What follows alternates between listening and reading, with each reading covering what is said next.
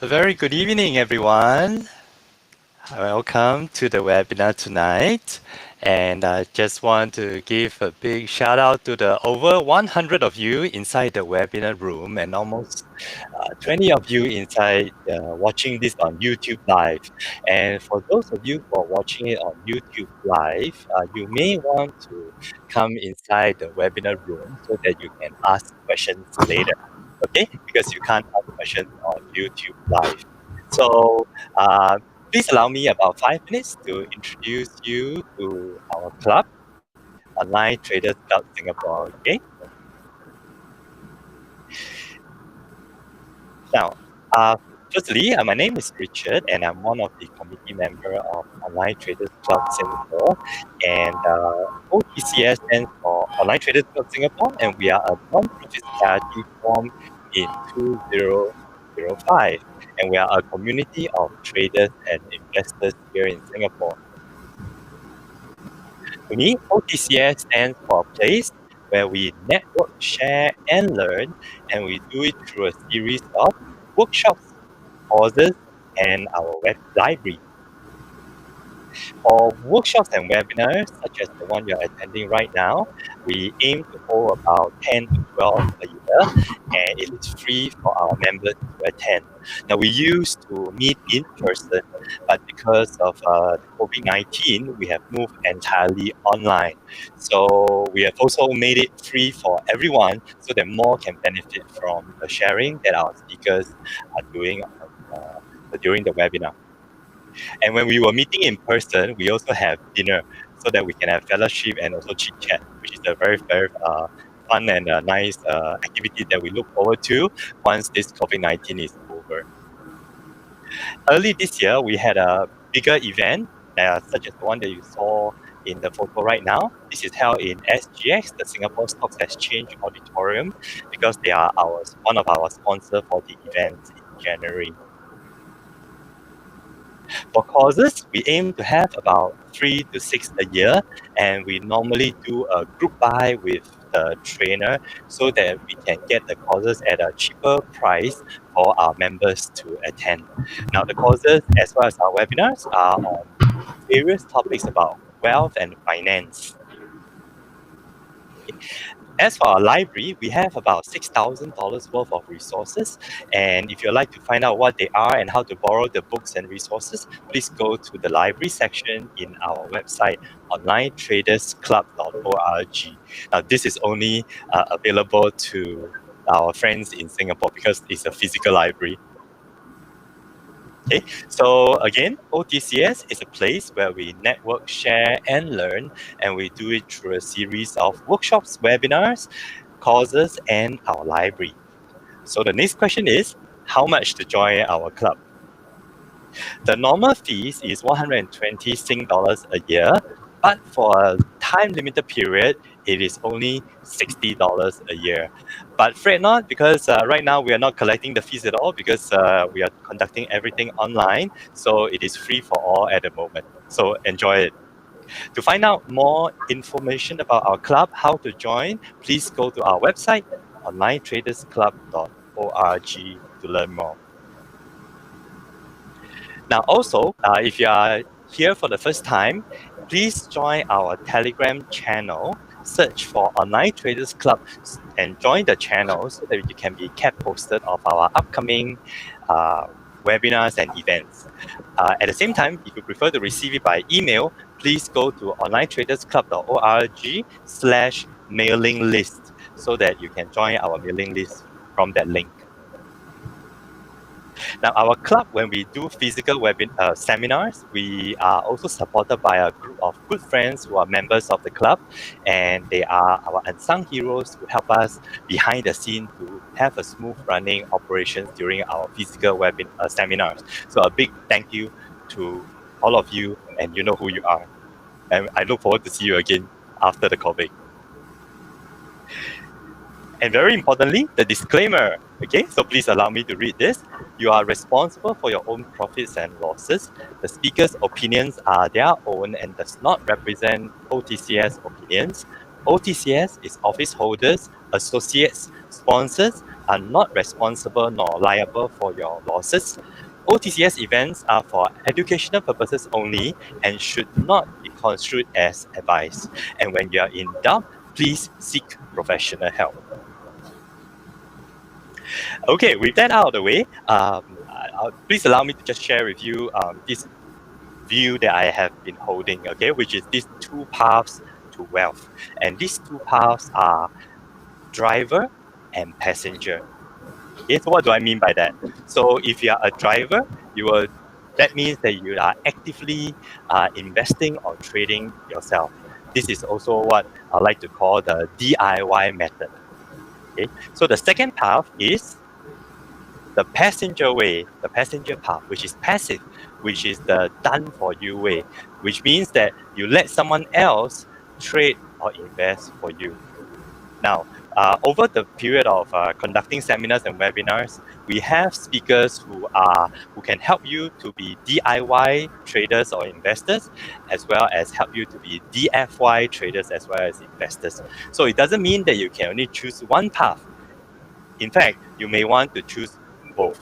So tonight, our speaker will be sharing with you a complete option trading strategy, which is DIY. So you can learn and acquire and practice to acquire the skill yourself. Okay, so and tonight's speaker will be also having a Q&A segment at the end of her slides sharing. So if you have questions during the webinar, please note it down. And then later on, at the end of it, you'll be able to post your questions into the chat. And then Tammy, our speaker for tonight, will be taking the questions for you. Okay, so without further ado, let me share with you our topic for today and our speaker for tonight. Now, tonight's topic is on zero DTE credit spreads and iron condors in SPX. Now, this is an options trading strategy, and it is our great privilege to be able to invite from all the way from United States, Miss Tammy Chambless. Yeah, you can see her on the video. Hi, Tammy. Yeah. Hello. So to share with us about these very interesting strategies that she have created that have yield her 25% year to date for trading just this strategy alone. Now, as you have received our information about her, Tammy have been trading and investing in stocks for the last 30 years and in options for the last 15 years. And since retiring in 2017, she has been trading options full-time and researching options full-time. So when I first heard about her, I went to join the Facebook group that she was a moderator for, and I have to say that I learned a lot by just being a active lurker, observing all the posts that are inside there. I don't dare to post anything inside there, but one of our discussion with our committee members, we said, hey, since we are doing webinar, why don't we invite an overseas speaker? So I say, okay, I think I have one of the best person I can think of to be our very first overseas speaker to share with us at our webinar in Singapore. So that's when I thought of Tammy, and I wrote to her in Facebook, and she gladly accepted the invitation. So here we are today with her, who will be sharing with us her best strategy at the moment, which is the zero DTE credit spreads and iron condors in SPX. So Tammy, may I pass the stage to you? Sure. Thank you. Thank you. And thank you for inviting me. This is my first presentation to an international group, so it's fun. I've given this to a number of groups in the U.S., but not internationally. I think COVID is opening up a whole new group of opportunities for presentations like this, because the presenters don't have to travel, and we can reach a wide audience, and you can get a variety of topics. So welcome. I do have a connection to Singapore. I wanted to mention, if you read my bio that was passed out before the presentation, I was an architect for about almost 40 years. My very first job out of school was working with John Portman in Atlanta, and I worked on the Marina Square project in the early planning stages. So it's probably an old building by now, but I had some connection with that. So if it's a good project, then I had lots to do with it. If it's not a very good project, I had nothing to do with it. So It's a good project. Good. So I'd love to see it sometime. That would be fun. This presentation that I'm going to give let me switch the screen here. Click the plus sign, and then I will start sharing my screen and share. This presentation, if you are a member of the Facebook group, and I'll give you the directions for how to find that. If you are a member, I've posted a very similar presentation in that group. I have revamped this for an intermediate trader, intermediate to advanced. So you're going to get in this presentation some information that I haven't shared in prior presentations, and it just takes a little bit further on some things you can do within the trade for adjustments and management. And let's see, let me hide that. Okay. And also Richard told me that, well, I have made a PDF file available of this presentation, so you can get the slides after the presentation from Richard. And then Richard tells me he's recording this too. So if you want to rewatch it, I pack a lot of information in here, so there's a lot to go through. I include this slide only because if you do have the PDF file, it can help you find things. But generally what we'll cover is what a zero DTE trade is, the benefits, how you enter, how you manage, and then trading in different market environments. So what is a DTE trade? It is 0 days to expiration, meaning that it uses options that expire that day. SPX and a few other index options and ETFs like SPY have options that expire on Monday, Wednesday, and Friday. So this uses those options. I trade generally iron condors and spreads with this trade. And what I present here is what I found works for me. There are lots of different zero DTE trades. A lot of people trade them differently. Some people use naked options. Some people do iron flies. So not all zero DTE trades are the same. So if you do hear people talking about it or posting about it, be sure and ask what are they doing so you understand. Also, I generally trade SPX because of the tax advantages that has. I don't know if that's applicable to you guys, but in the US, it can make quite a difference in my taxes at the end of the year. So that what I present here uses SPX. Now you can also do this strategy with SPY. If you have a smaller account, 10,000 to 25,000 account, you can do this strategy in SPY. Just divide everything by 10 because SPY is 1/10 the size of SPX. So I'll mention that as we're going through here.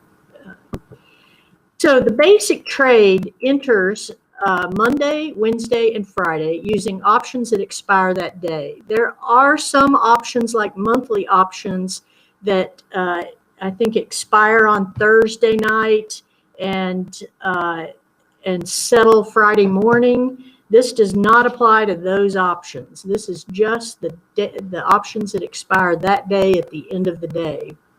So be careful when you're selecting your options to not select the monthly options. I sell delta between delta 10 and 5 and do a put and call spread. Now I enter as separate spreads, but essentially it is an iron condor. And I do a 50-point wide spread, and I recommend selling as wide a spread as you can afford in your account. Like if you need to do a 25-point wide spread, that's fine. This will still work. When you get to a smaller spread, like 5 or 10 points wide, it works a little differently. So I recommend using a wider spread if you can, and I'll explain further why that is.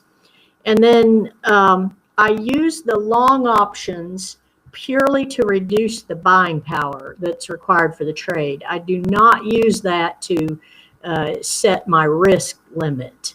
So you really want to minimize the cost of the long leg. So if you sell it further out of the money, the better, because it costs less. Because it's basically going to expire worthless at the end of the day. So you want to spend as little on it as possible. And then for this strategy, critical to the success is using a stop. We want to exit this trade when the trade shows a loss of 3 times the initial credit, or we leave the trade on to expiration.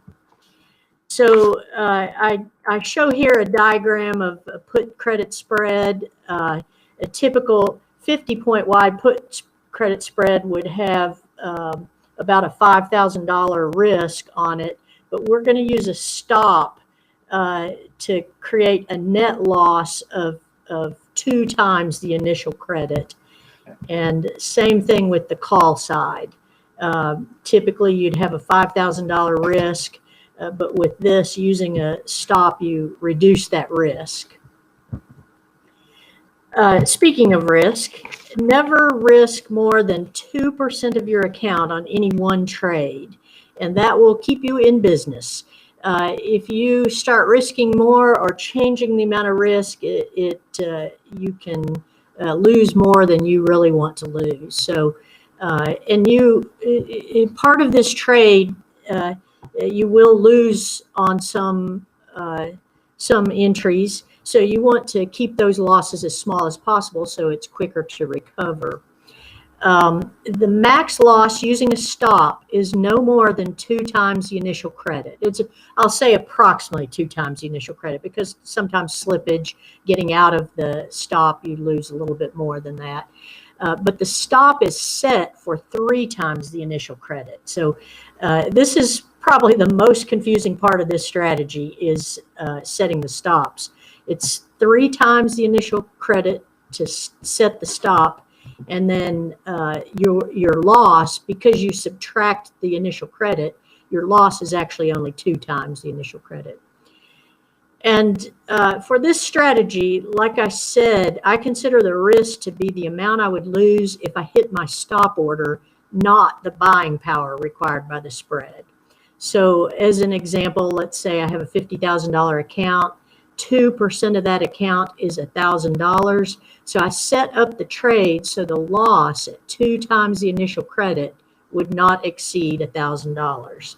So your risk is defined when you get in the trade. So the benefits of this strategy are that it is a low delta strategy, which are generally high probability strategies but low reward. So you've got a high probability based on the delta.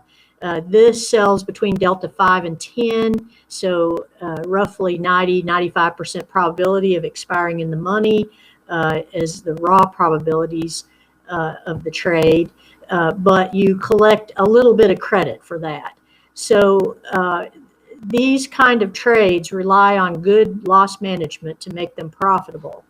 So in my trading, both through backtesting and through live testing, I've had about 75 to 85% of the trades are profitable trades. So you can tell those losers don't take up a lot of the profit. So you get to take a lot of the profit.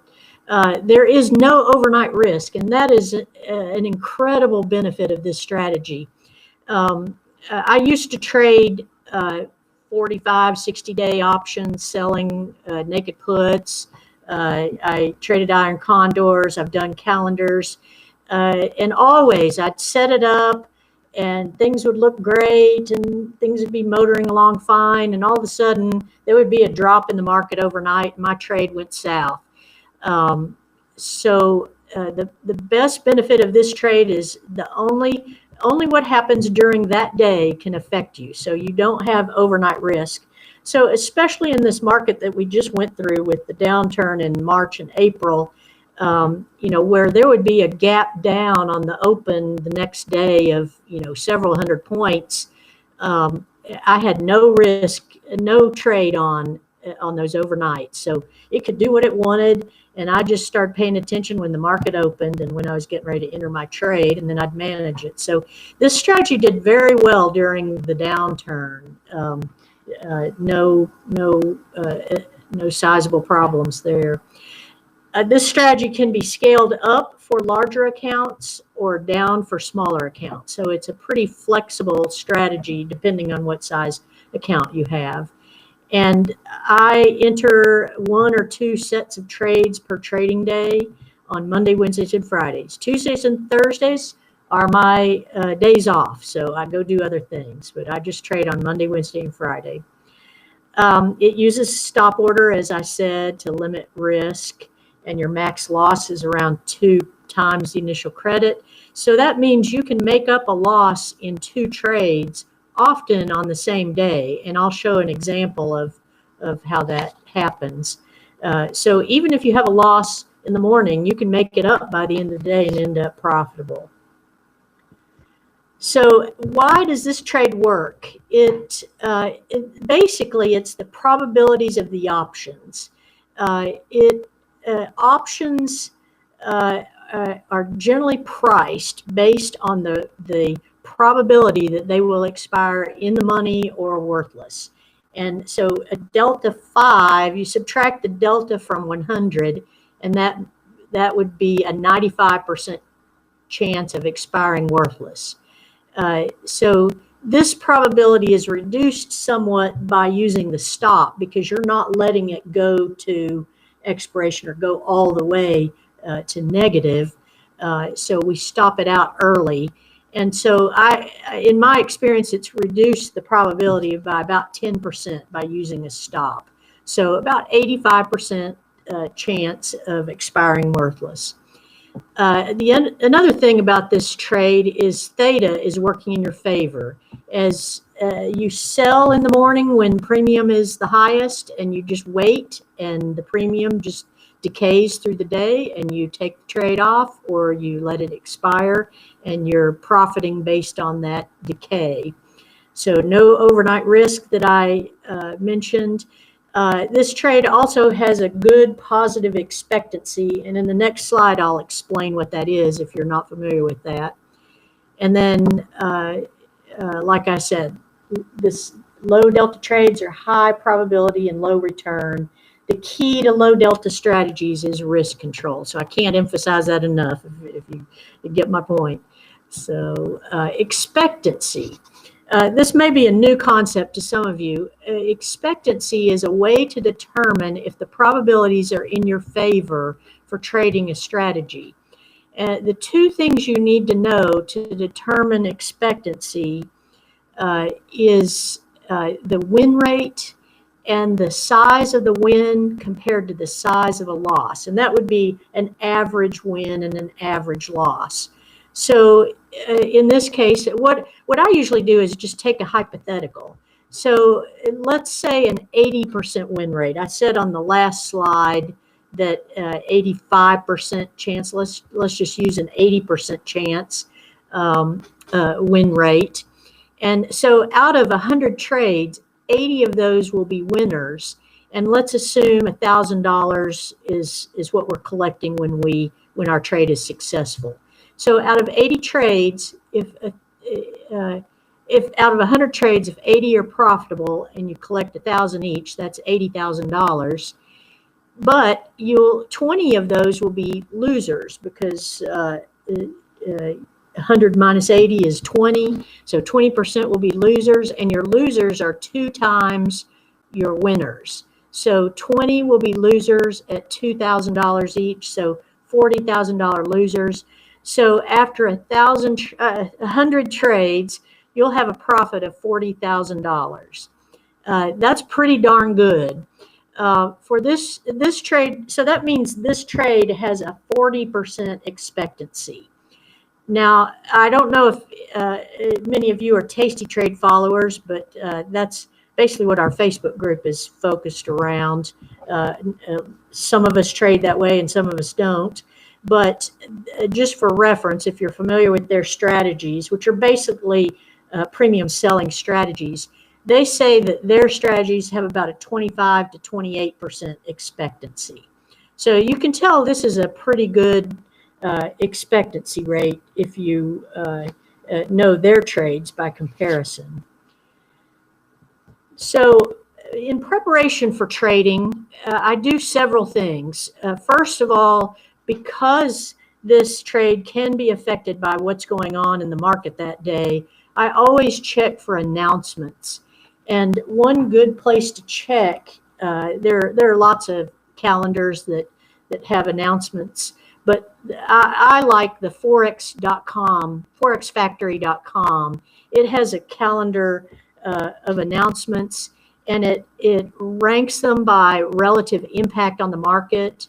It also has U.S. and other countries on it, so it's not just U.S. But the U.S. Announcements are ones that are most likely to affect the U.S. market. And it also tells you what the expected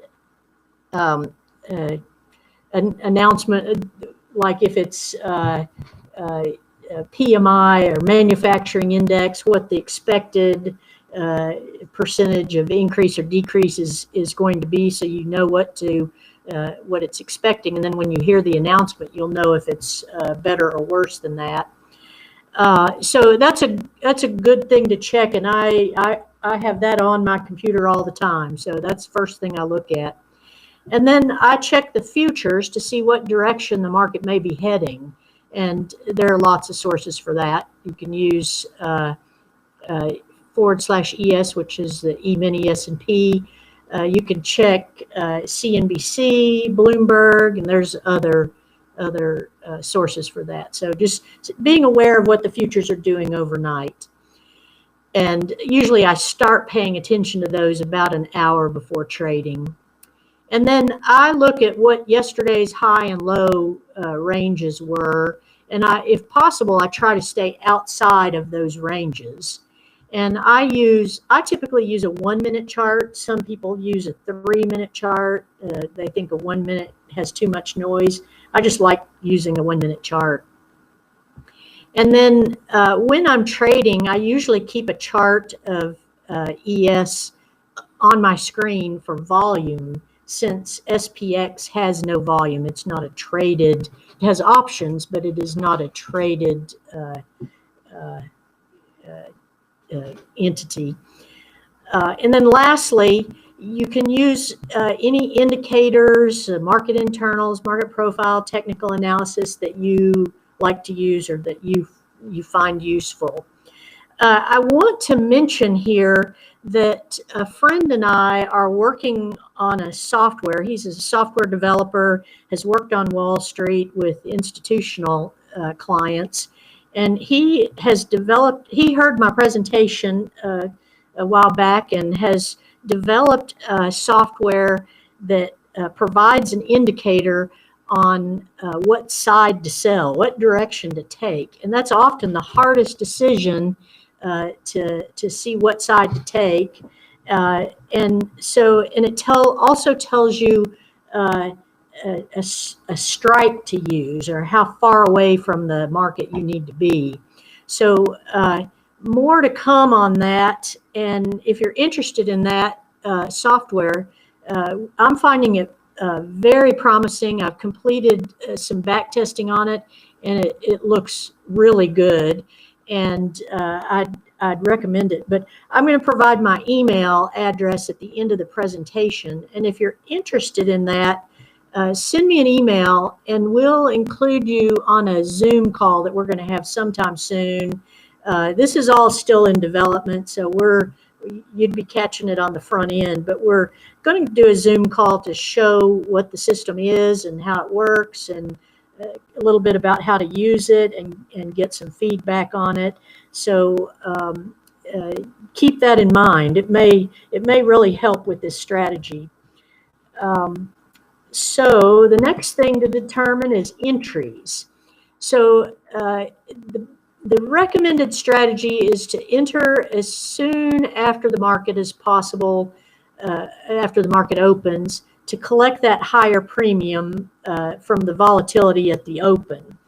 And another approach is to wait a little bit until the market direction for the day is a little clearer, and to time the entries, entering the puts when the market has dipped and entering the calls when the market has risen. I have used that. That's the strategy I used when in March and April, when the market was so volatile that early in the day it was just bouncing around, and I didn't want to enter. I'd wait a little bit, and it kind of settled down, and then I knew better what side to take, or if I wanted to do both sides, when to get in both sides. So that works with more volatile markets. I think right now the better entry is entering soon after the market opens. And then you can enter this as an iron condor with all four legs, or you can enter each side separately with vertical credit spreads. I tend to enter it with separate credit spreads and do one side or the other, or sometimes both sides. So those are the various ways to enter the trade. So as an example, this would be entering at the market open, and you could enter both as an iron condor. I happen to enter on an up move, and right as it's starting to peak out and turn down, I'll enter the call spread, and then when it's turned down, it's starting to go back up, I'll enter the short, the put spread. And another way, the option 2, is timing the entries. So let's say it was real volatile at the open, or sometimes if there's a big gap overnight, I will wait a bit to see if it retraces or if it continues in that direction. And then generally I'll enter the call spread on an up move that looks like it's starting to turn down. Can you all see my mouse? Is that visible? Yes. Okay, good. And then I enter the put spread after a down move, and when it looks like it's going to turn up, then I'll enter the put spread. So this was kind of within the first 30 minutes or so of trading. And then another thing, one thing about this strategy and about me, I like to do backtest and look at all aspects of a strategy. Like, would it be better to enter early or enter late? Just as general rule. Would it be better to use Delta 5 or Delta 10? Would it be better to use a one-time stop, two-time stop? So I've done backtests for all of that, and I'll share some of those in this presentation. This study was done using the period January 2nd to June 5th. So just recent market action. And it sold Delta 5 options and a two-time stop. So if I had a 3 times loss, I assumed a loss and took it off. And it used naked options only just to make the study easier, just ignoring the long legs. And so the early entry looked at entering within 10 minutes after the market opened, and then using a later entry looked at entering 90 minutes after the market opened. So in this study, I wasn't paying attention to entering at the prime moment for calls or entering at the best moment for puts. I just entered at 90 minutes after the open. And then I wanted to look at the performance at various levels of VIX too, because the interesting thing about that time period is that January, February, early February were pretty calm in the market. March and April were crazy high VIX, with VIX I think got up to 60 at one point. And then now it's kind of settled down, and I think on June 5th, VIX was around in the 40s, maybe high 30s. But it was a good time to study something like this, to see what happens in all those different conditions. And so my goal for this study was to see if entering at a later entry all the time avoided early day volatility and improved performance, and to see if we should avoid trading at higher levels of VIX. So my theory was, I had a friend I have several friends that trade this strategy, and he just always entered religiously right at the market open. And I would wait a bit because I didn't know what direction the market was going to go in. And he was being very mechanical with it, and I was a little more cautious. So I wanted to see who was making the better choice here. And so I looked at the premiums for Delta 5. So this is not decay. This is just looking at the premium you're getting for a Delta 5. Puts are on the left and calls are on the right. So if you sold a Delta 5 at a VIX 70 is the top blue line, it shows what you would get, and then for puts and for calls on average. And then like a VIX of 13 is the lowest blue line. So at various VIX levels, it kind of shows what premium you can collect. And then this also is a great illustration of how that premium drops off generally in the first hour after entry.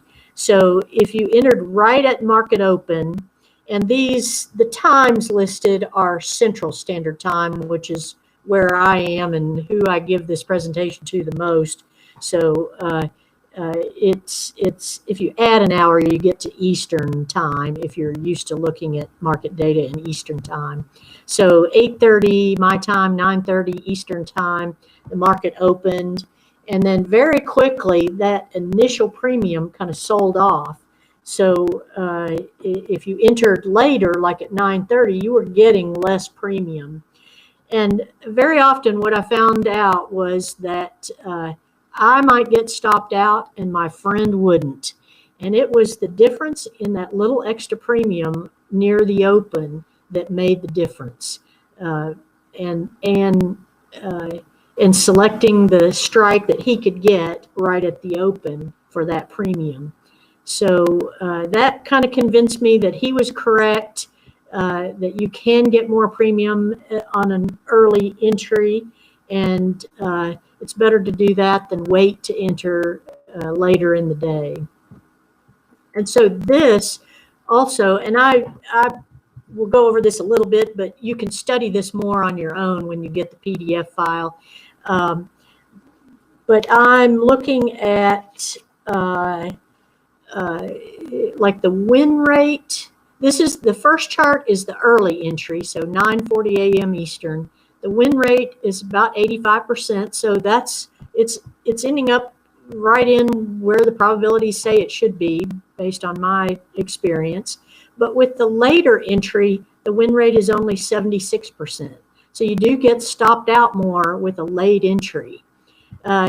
Also, the premiums, the credit received, you can see for all trading days is what I'll look at. On the early entry, the puts average collection was about $1.13, and calls average premium was about 86 cents, versus the later entry, knock about 10 to 20 cents off of that, and you get the puts are about 20 cents less, and calls are about 10 cents less, 11 cents less. So less premium, less win rate. It just all showed that. And then I looked at the difference in premium. You collect about 18% more premium on the early entry than you do. You have an 18% penalty if you enter later, and 14% on the calls for this data. So all signs point to early entry being better. Now, that changes a little bit in different volatilities, and I'll let you go over that. But notice that in VIX 30 to 40, the win rate goes down in both scenarios. So I think that is because, and notice at VIX 90, the win rate is up to 90. I mean, VIX is greater than 50. The win rate is up to 90%. So that's kind of interesting. Tells me don't be afraid of this strategy in higher volatility, but be cautious when that market is changing. I kind of consider that 30 to 40 like we bumped through that pretty quickly when we were heading down in late February, early March, and we struggled through that when we were coming back up. We spent a lot of time in VIX 30 to 40 when the market was coming back up in April, and the win rate was less during that time. So just something to be aware of. I don't know that I would not trade it because of that.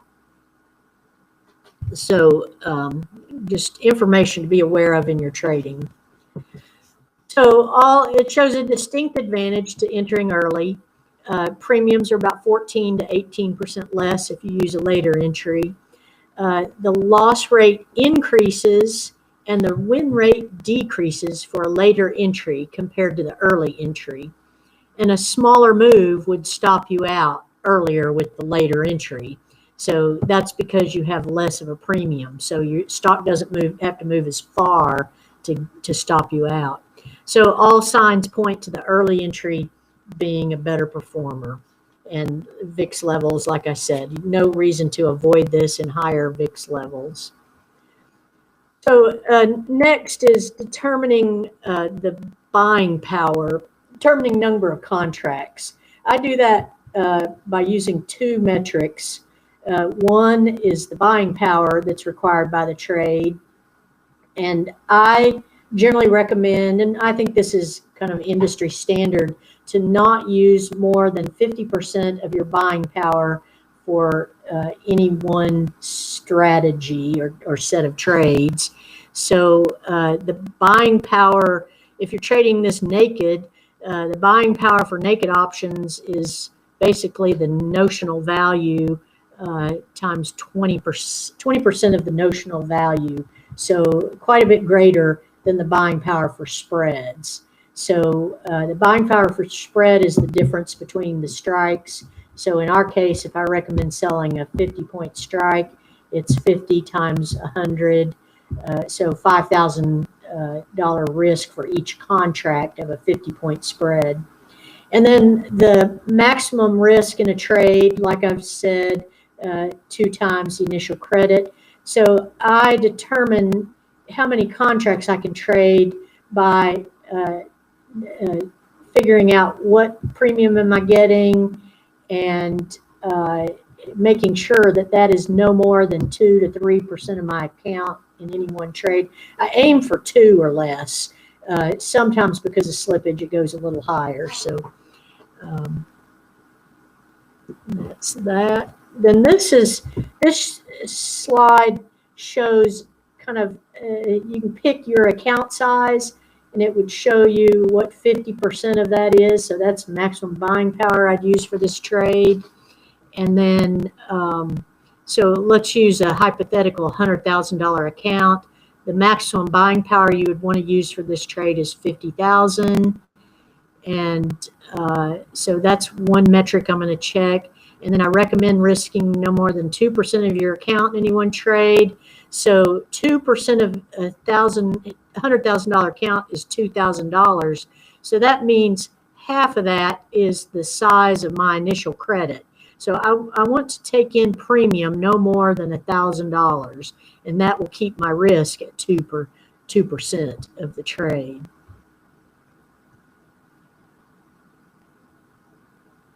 I'll leave that on a little bit so you can look at it.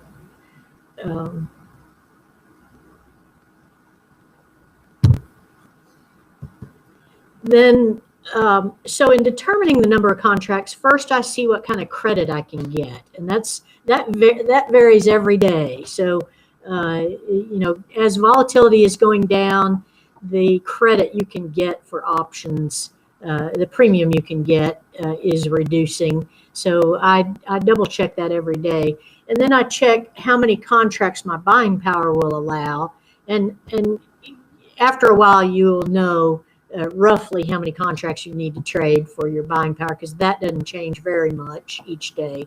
And then I just double check if 2 times that credit that I'm getting is within 2% of my account. And if it's not, I reduce the number of contracts.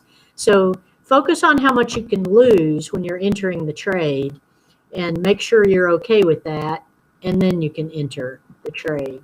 So as an example, I used this trade on April 17th. I'll show it in a minute.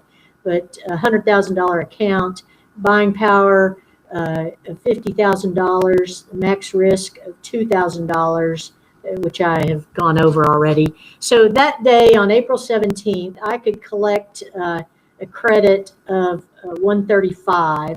So 10 contracts would be a total credit of $1,350.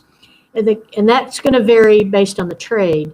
So if I traded 10 contracts, which my buying power allows because of the width of the spread, I'm going to exceed the risk 2% of my account. So I need to reduce the number of contracts. So I reduce that to 7 contracts from 10. And so that credit is, instead of $1,350, the credit is now $945. So 2 times that credit, $1,890, is less than 2% of my account. Therefore, that's okay. So that I would trade 7 contracts that day for that amount. And this is a maximum. When you're starting out on this strategy, I would start with 1 contract and learn how, learn the entry mechanics, learn the stop mechanics, and then understand how this trade acts during the day, and before you go all in as much as you can with your account size. So don't start out with the max limit. Start out with 1 contract, and then maybe work up to 2 contracts, and then 5 contracts. Just gradually, every couple of weeks, you could increase the number of contracts you're trading and gradually work up to where you are trading the maximum that's recommended in your account. And you can always trade less. You don't have to trade this much. I try to max out what I can get on this strategy with my account, but you certainly don't have to. You can always trade less than that. So let me catch up here. So to an example trade, this is a sample trade, actual trade from April 17th, 2020. So the market gapped up about 40 points that day. So I was kind of expecting a big move up or a retracement. So I waited, and really nothing happened. It was just flat. So in a flat opening, I'm going to trade both sides. And so made that decision. And then the next decision to make is which options to enter. So I'll go over that in a second. But I also want to point out VIX opened at 41 that day, and it had been going down. So be aware of the direction VIX is going.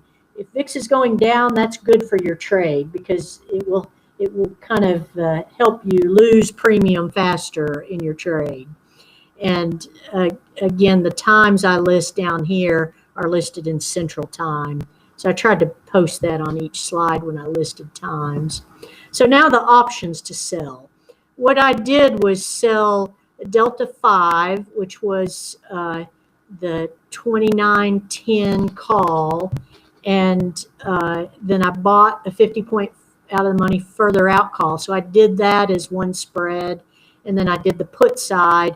I think this was actually a Delta 7. Because of the gap up, I didn't think we were going to go down further than that. And the way the market was acting, I felt pretty safe that I could do a Delta 7 on that day. And then, so I sold the 27.75 put and bought a 50 point further out of the money put. So I entered each leg separately. You could enter both legs as an iron condor if you like. let's see. So how did that work out? It did fine. There's kind of what happened that day in the market. It was down a little bit after I entered the trade, but then the general direction of the market was up. We kind of had a little pop up at the end of the day here, but it was, never within, I think, 80 to is about 25 points away from my strike on that side and well away from my strike on the put side. So the trade did fine during the day. So that kind of shows you an ideal trade is you want the options to expire worthless at the end of the day, and you want that stock to not move a whole lot during the day, and it can move some. But I'll show you something on moves like this early in the day can hurt you. I zoomed in a little bit here so you can see it better. These are the moves to kind of watch out for. Those are the moves that you can get stopped out on. I entered here, so a little bit of time had passed. So I came nowhere near a stop out on these, but I just wanted to show you moves against you early in the day can cause your the trade to look negative, but unless you've hit a 2 or 3 times loss, you just stay in the trade, even though it's showing negative at that point. Now, later in the day, because so much premium has decayed out of the trade, those moves don't hurt you nearly as much. Like that strong move up, it didn't affect the calls much at all. And I will show you a slide that explains what happened to the premium prices that day. So these are the puts on this side, and these are the calls, and these are various widths of spreads. And I did this study because I get a lot of questions on why don't you trade a 5-point wide spread rather than a 50-point wide spread, because you're not risking as much. And this is why. Yes, you're not risking as much. You could do more contracts, but that long option that you're buying, it takes much longer to decay, for the trade to decay, than it does a wider spread. So this looks at naked options, which is, you have no drag from a long option on that trade. 100-point spread, a 50-point spread, and that's generally what I use and recommend.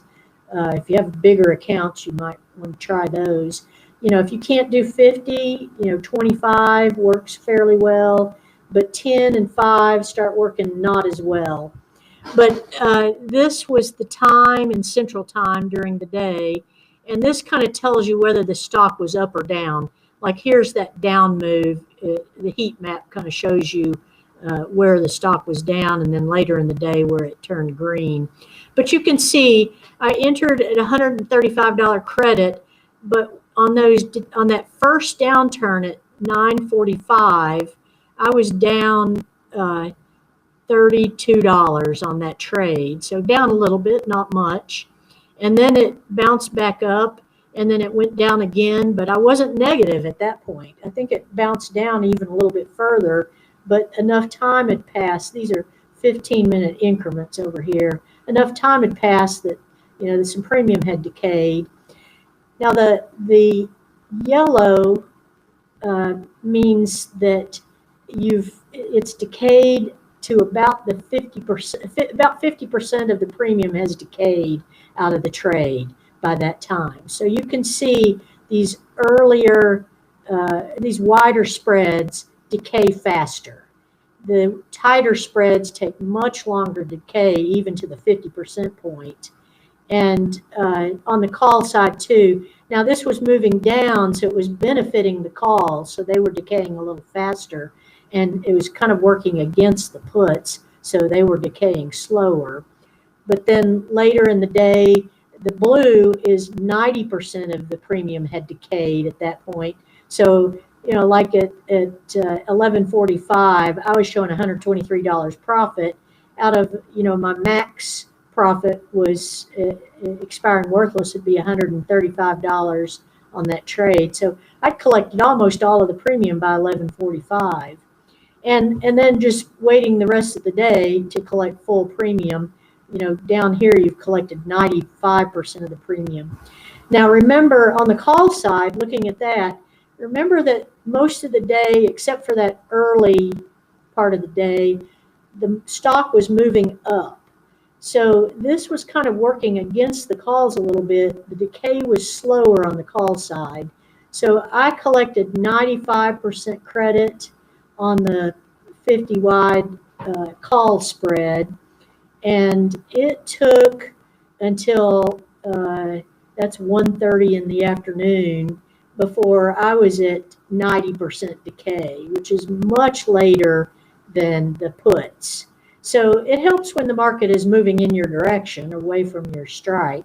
And then, but as long as it's not touching, even if it's slow, as long as you don't get stopped out, you just stay in the trade, and eventually it will expire worthless at the end of the day. So all of these spreads expired worthless. Some of them took much longer to decay, but that was generally a good trading day. So here's the points. That first bounce where I showed, it was a little bit negative there. That was where I showed the loss. I think it was $32 loss. And you can see how the second bounce down, it didn't show a loss. So generally you can draw an approximate break-even line from where you've got the full premium when you enter the trade to where that premium is decayed to zero at the end of the day.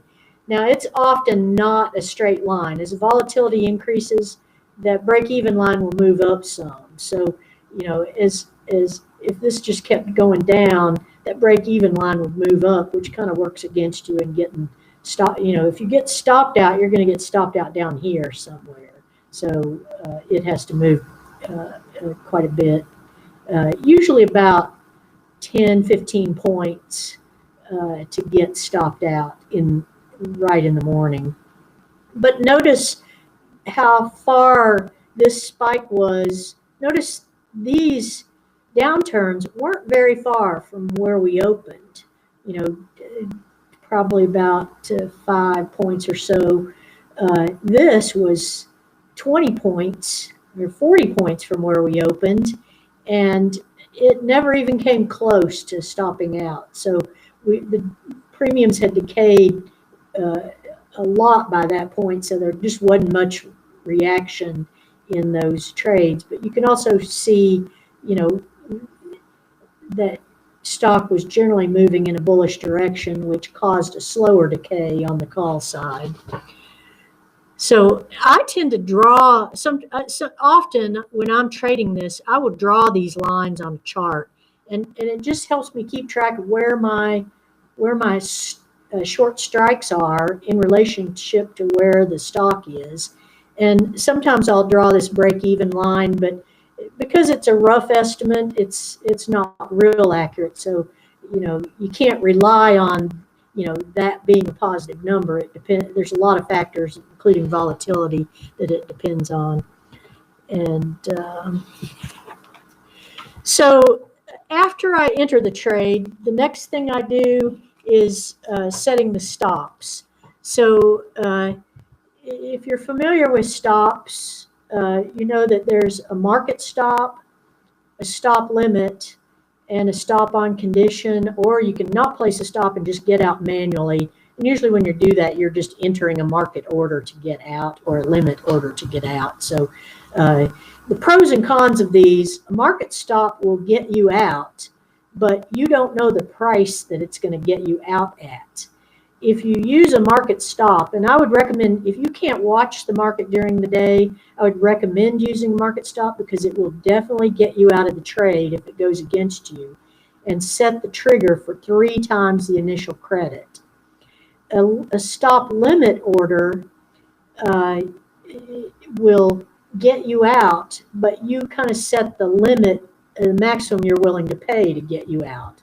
So you always want to leave a little room between your trigger and the limit price, so it has some room to fill in there. And you set the trigger for 3 times the initial credit. And the limit for 20 to 30 cents more than what you set the trigger for. If you're using SPX, that would be 2 to 3 cents if you're using SPY. But the problem with stop limit orders is that in a fast moving market, like if the market is dropping fast, it could bypass your order and bypass the limit, the max limit that you're willing to pay, and you don't get filled. And then you take an even larger loss. So there's pros and cons to each of these. And I generally, if I'm around my computer and watching the market and what's going on, I'll use a stop limit order, because I have found that on stop market orders, sometimes there are, I'll call them fat finger trades, or people enter a bad trade, like let's say the premium is 50 cents. Well, they enter an order to get out at $5 instead of 50 cents. And that will trigger your stop market order and get you out at market price. So a stop limit order won't get you out, but because that was kind of an erroneous order, it's a good thing, because the market goes back to normal, back to selling premium at 50 cents, and you didn't get stopped out. So when I first started trading this, I was entering market orders. And last year, I started trading this in August last year. So I've been trading this strategy about a year. Last year, I bet about 5 times I had a market order trigger on a bogus order. And it really makes me mad, because it just shouldn't happen. You would think that the brokerage would reject an order that's that far away from the current price, but they didn't. The exchange accepted the order, they filled the order. But what I've found is if you call your broker right after that happens, they will very often work with you. And they realize that that order was a bad order. And sometimes CBOE will, that's the Chicago Board of Options Exchange, where SPX trades. Sometimes they will bust the trade and just give you your trade back, reinstate your trade. Sometimes they won't. But sometimes your broker will work with you if it was an erroneous stop, and sometimes they won't. It's just you're at their mercy. So generally, I use a stop limit order if I can watch, and a stop market stop if I can't watch. And if you have the option, set those market orders on the bid price, not the ask price, and not the mid price. So the bid price is how you want to set it. And one other option is setting a stop on a condition, exiting the short leg when the stock hits a certain price. If you do that, you can do that, and I would not use the strike price as that, because that you would lose way too much money on that, especially early in the day. Later in the day, that might work, but early in the day, you definitely incur a big loss.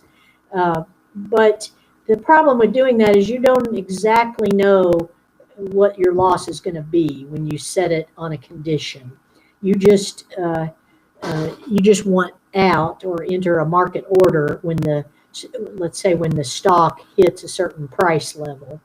And then there's manual stops, which you just get out manually, which is fine.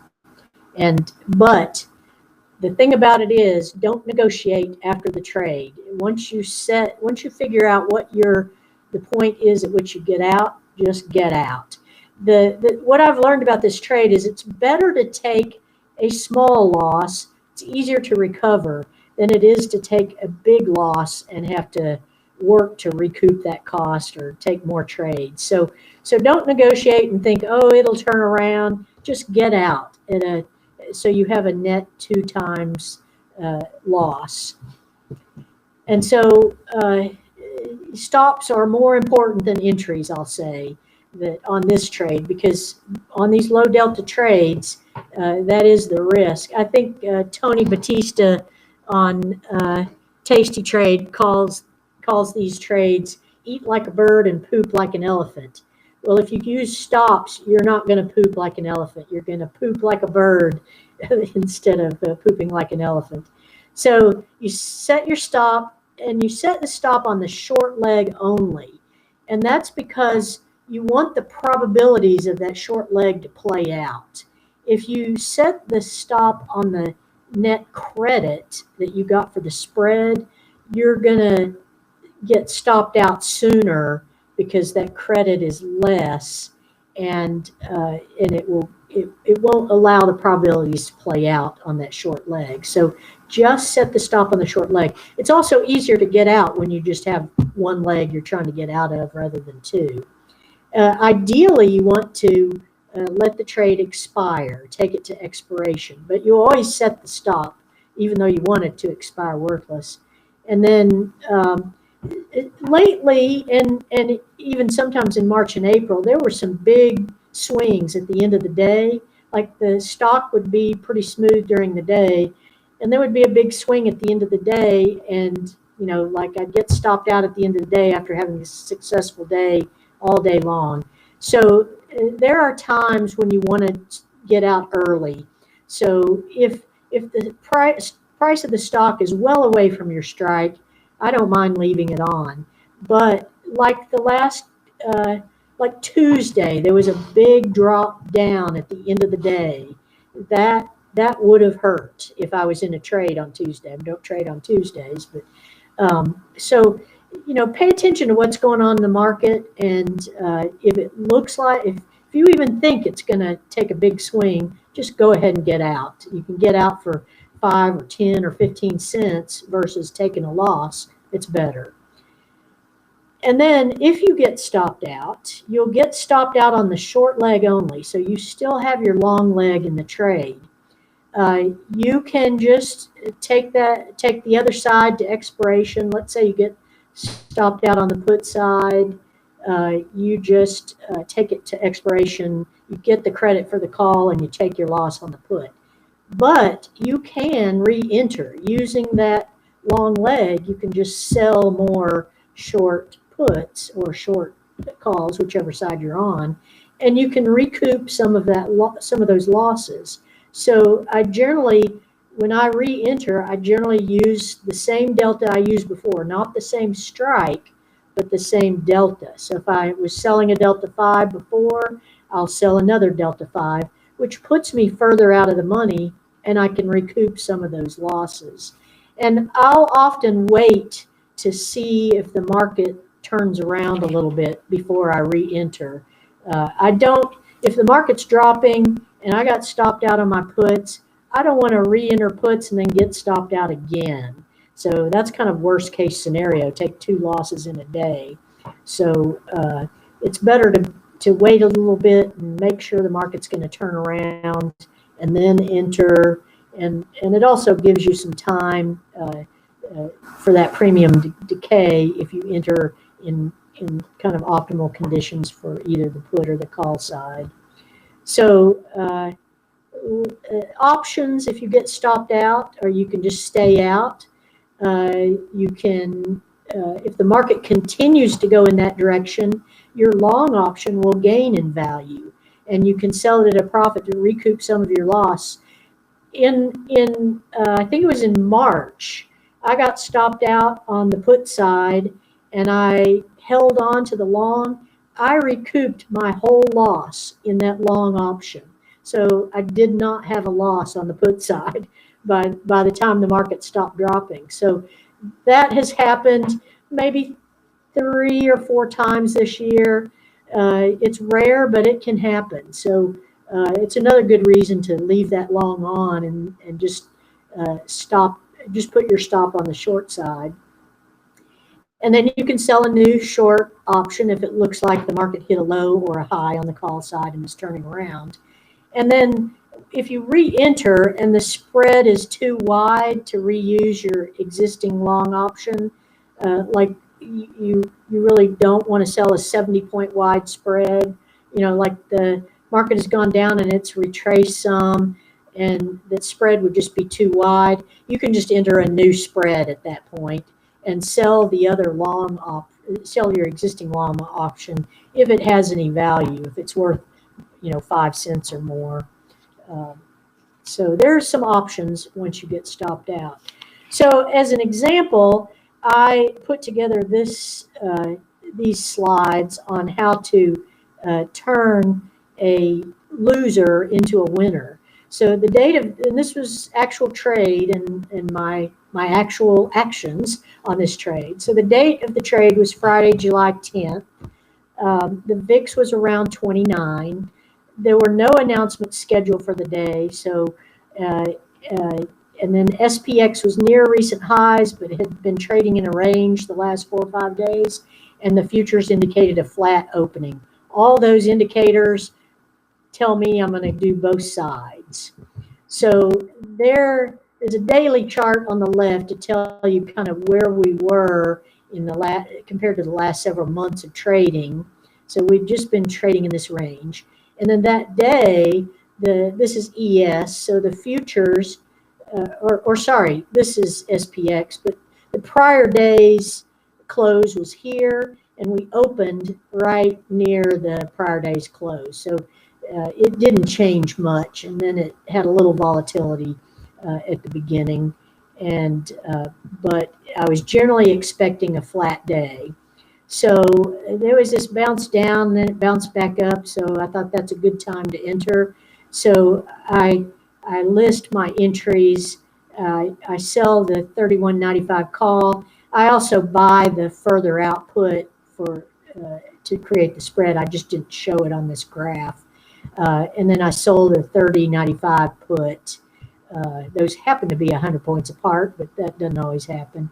And then as soon as I sell that spread, then I set my stop at 3 times the credit for the short spread. So that stop was set at 255. So if that premium got up to 255, it would stop me out.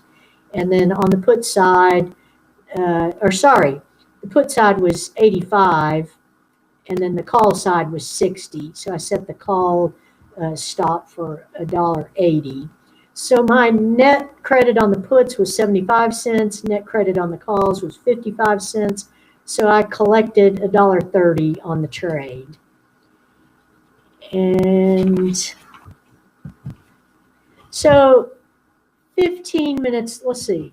Yeah, that was 15 minutes later, I got stopped out. The market started down and then just kept going down. So you can see I had entered up here. So it was about I don't exactly know, 55 to 35, about a 20-point move stopped me out. So, and it stopped me out right on my trigger price. So the stop was set for 255, but you subtract the initial credit. So my net loss was 170. You know, I still had the cost of the puts. So my net loss on the put side is 180. I still have the profit on the call side because it's moving away. So that side's still decaying, and I still have that on.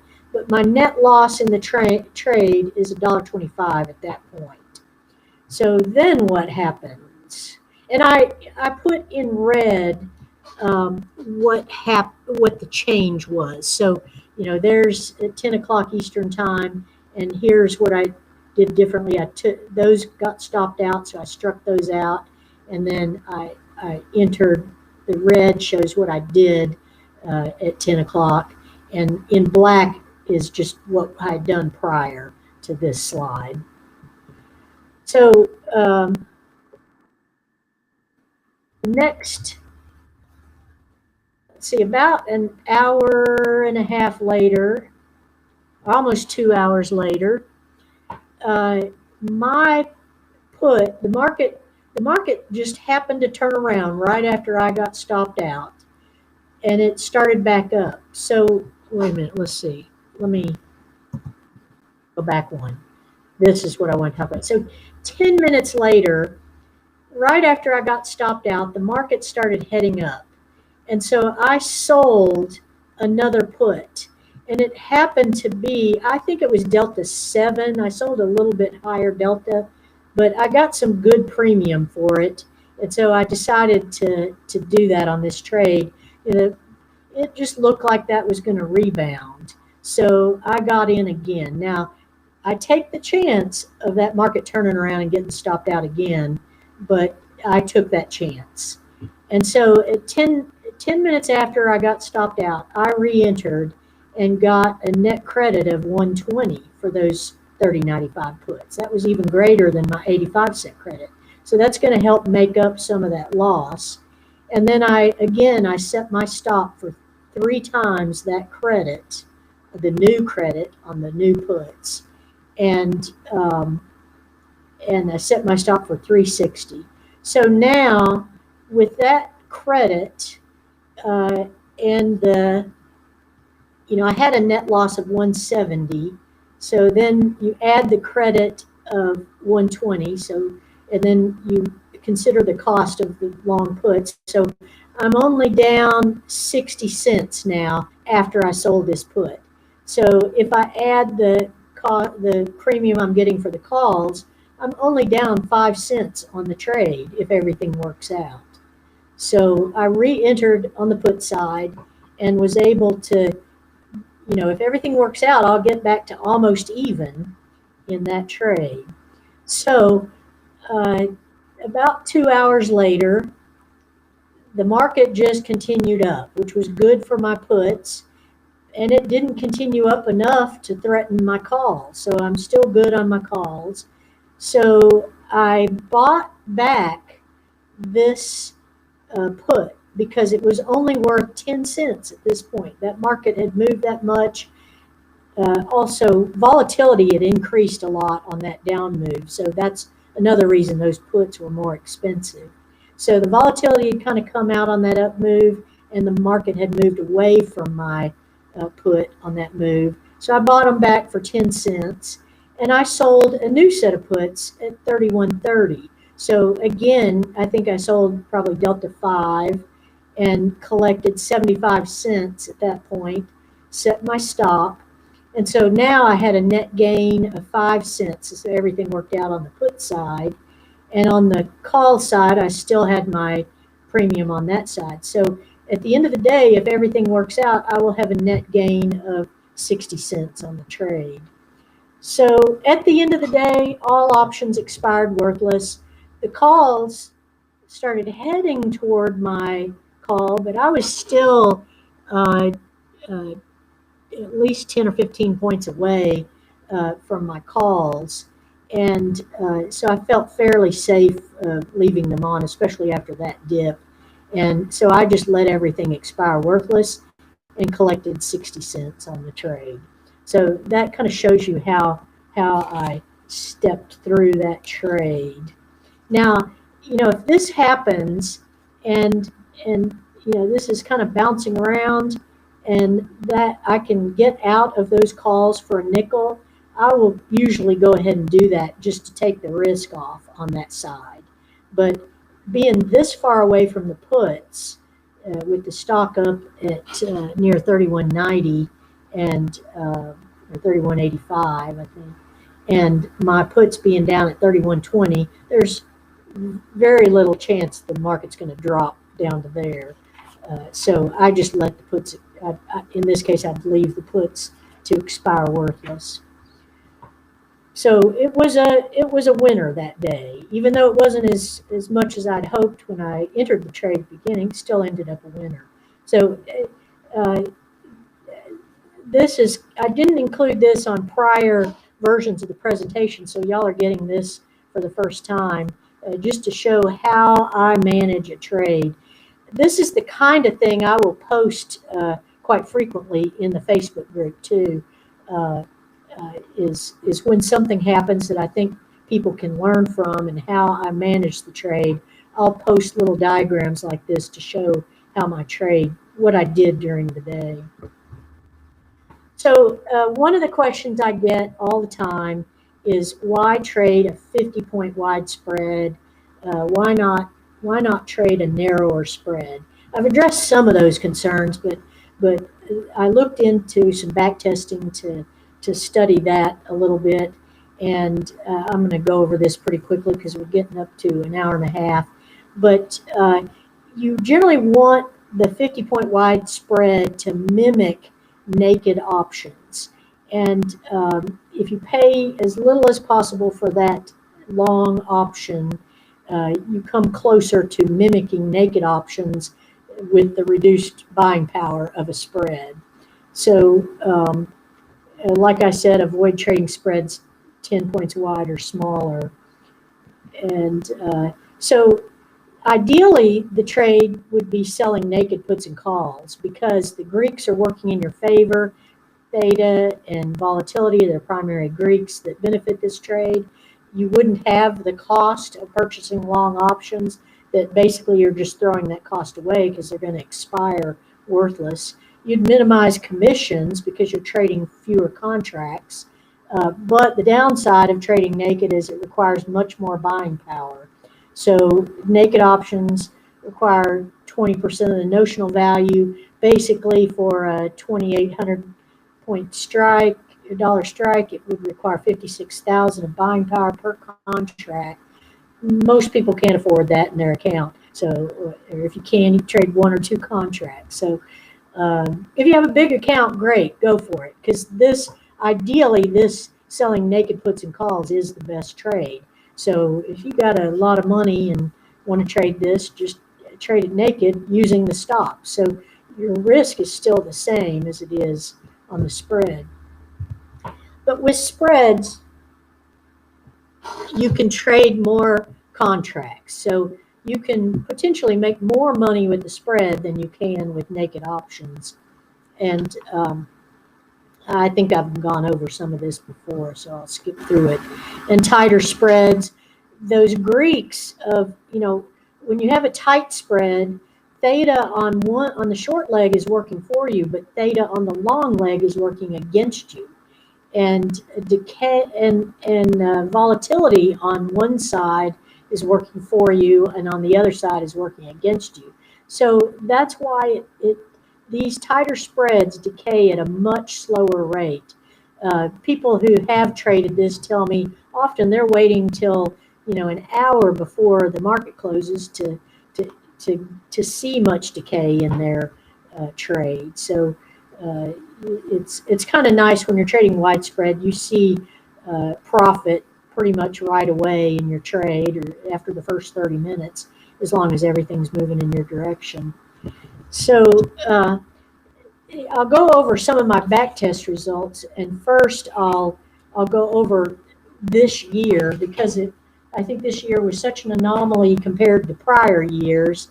It's important to understand how this trade did this year. And in looking and doing my back testing, I wanted to answer these questions, the early entry versus later, and then that was rolled into this back test. And then is it better to trade Delta 5 or Delta 10? Should you go a little higher, collect a little more premium, or go lower and stay a little further out of the money?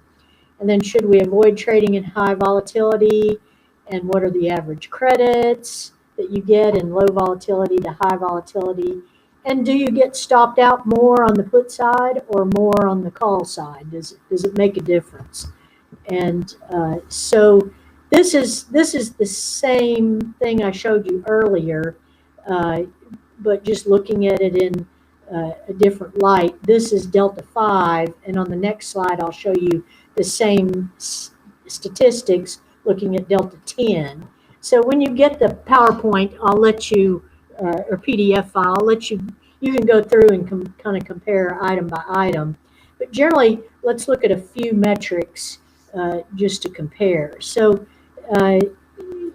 like we showed earlier, all trading days, trading the Delta 5, again, these, on my back test, I just use strangles rather than spreads because it's much easier for me to back test just the naked options. So trading a spread will impact the credit you get a little bit, and will impact, because of that, it will impact the win rate a little bit. But I think this is a close approximation to what you can expect in real trading. And it is a close approximation to what I experienced this year. So Delta 5, early entry, and let's just pay attention to early entry because we've already addressed the issue about early versus late entry. So early entry, 82% win rate, and the credits were 86 cents to $1.12. Let's look at And then capture rate 68 compared to the 37 for the later entry. Now look at delta 10. So remember that the credit for the average credit for all trading days on the delta 5 was $1.12. On the delta 10, you're collecting $2.31, and the calls you're collecting $1.80. So much higher credit, but the win rate goes down. Because you're a little bit closer to the money, your stop out rate, instead of 95%, the absolute theoretical value of a delta 5 expiring out of the money is 95%. For a delta 10, it's 90%. You reduce that by about 10 points or so for adding the stop, and these, I do have the stop on these, so the win rate is about 80%. So it is a little less than. I'm going to flip back to the prior slide. So the win rate was 82 on the delta 5 strangles and 79 on the delta 10 strangles, but you're collecting a greater premium. So it's kind of your decision what delta to trade and how much you want to risk. Like if you're collecting more premium, you're probably doing less contracts. So your risk is going to be the same, but your stop out rate will be a little bit higher, just to point that out. So in answer to some of those questions, is it better to trade delta 5 or delta 10?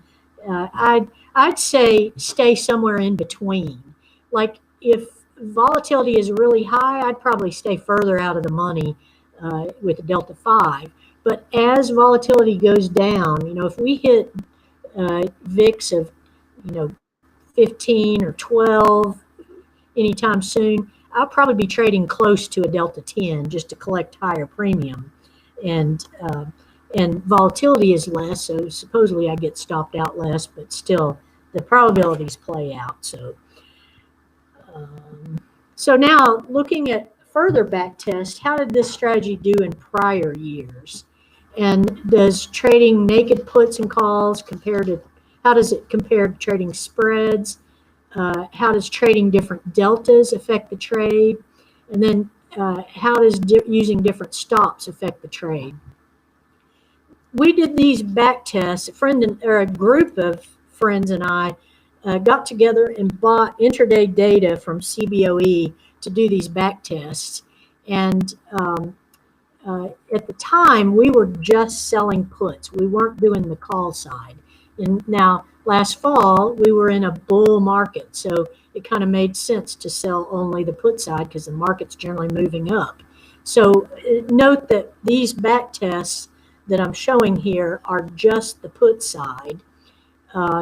We have since started trading both sides, and we have done some back testing, not as thorough as this, but a little bit to know that if we had been trading calls during this time, they would have done just about the same as the puts. So selling both sides would work out not quite as well as the puts, but almost.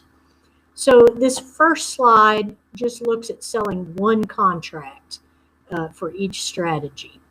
And so I list the strategies. And again, you're going to have to go over this in detail once you get the PDF file. But on the left is the strategy. So naked puts with a stop of 1 times the initial credit. Naked puts with a net stop of 2 times the initial credit. Naked puts with a stop of 3 times the initial credit. And how about naked puts with no stop at all? Just take everything to expiration and see how we do. So then the lower table is selling spreads. So you can see now for the spreads, we simulated a spread by just adding a long option that cost 5 cents to the trade. So it added to the cost, it increased the stop out rate, and it reduced the return over selling naked. But you can also, in the next slide I'll show, you can do more contracts. So it actually, for return, it works out better to sell spreads. But let me show you something. Naked puts with no stop, selling Delta 5, you would think that that would have a theoretical win rate of about 95%. It absolutely played out. It had a win rate of 96.3. So like Tasty Trade said, volatility is overstated, and in this case by 1.3%. So, and selling a Delta 10, it's 92.4% win rate. So theoretically, you know, you're just trusting on the probabilities of the options for this trade. Now, trading a naked put with a one-time stop, so your losses are very small, but you're going to get stopped out more often. The win rate goes down to 66%. And if you run that expectancy calculator, it's going to be tough to make money with that strategy. But you only have a one times win rate, so you'll collect some. It still has positive expectancy, but you'll collect some. And then look at the naked puts selling Delta 5. The win rate is higher than selling with one-time stop. So two-time stop, 78.5% win rate. Just a second here. I'm going to mute myself.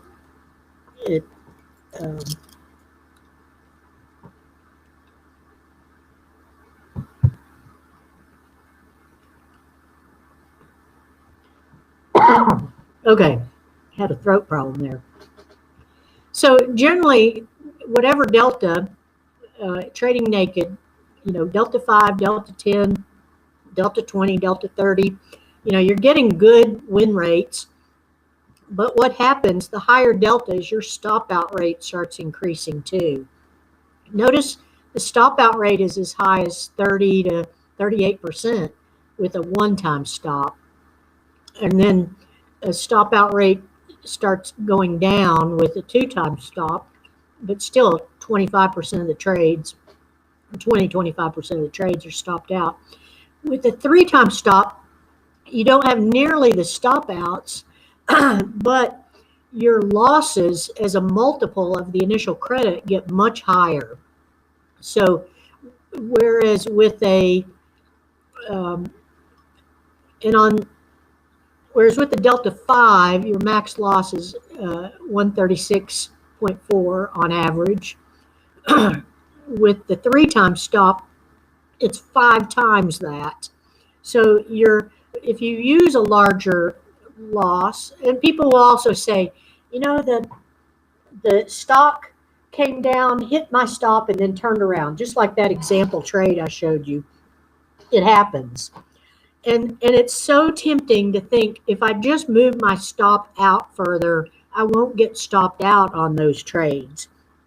Well, no, you may not, maybe a trade or two, it will benefit you, but in the long run, you're going to be taking larger losses with a three-time stop. And note this is a net stop, so you'd be setting the trigger to 4 times the initial credit. So larger losses with a wider stop loss, higher profits with higher deltas, but greater stop outs. So for my trading, I've found that, you know, somewhere between Delta 5 and 10 and using a 2 times stop, a stop that creates a net loss of 2 times the initial credit, is the optimal trade for this. Now, this is just trading one contract, so it's easy to compare the metrics. And this has the information for the spreads, and it has the same relative value. You're getting stopped out more with a tighter stop. You're just creating a little less return, but that's only one contract. So I'm going to flip to the next slide. The next slide, this one, maxes out what you can do with this strategy so you can see returns. Now, again, this is only selling puts. So basically double this, for if you're selling the calls. Or it's not quite double because calls always have less premium than the put side does. But you can see the metrics there that, again, I found the optimal trade is selling a spread because you can do more contracts.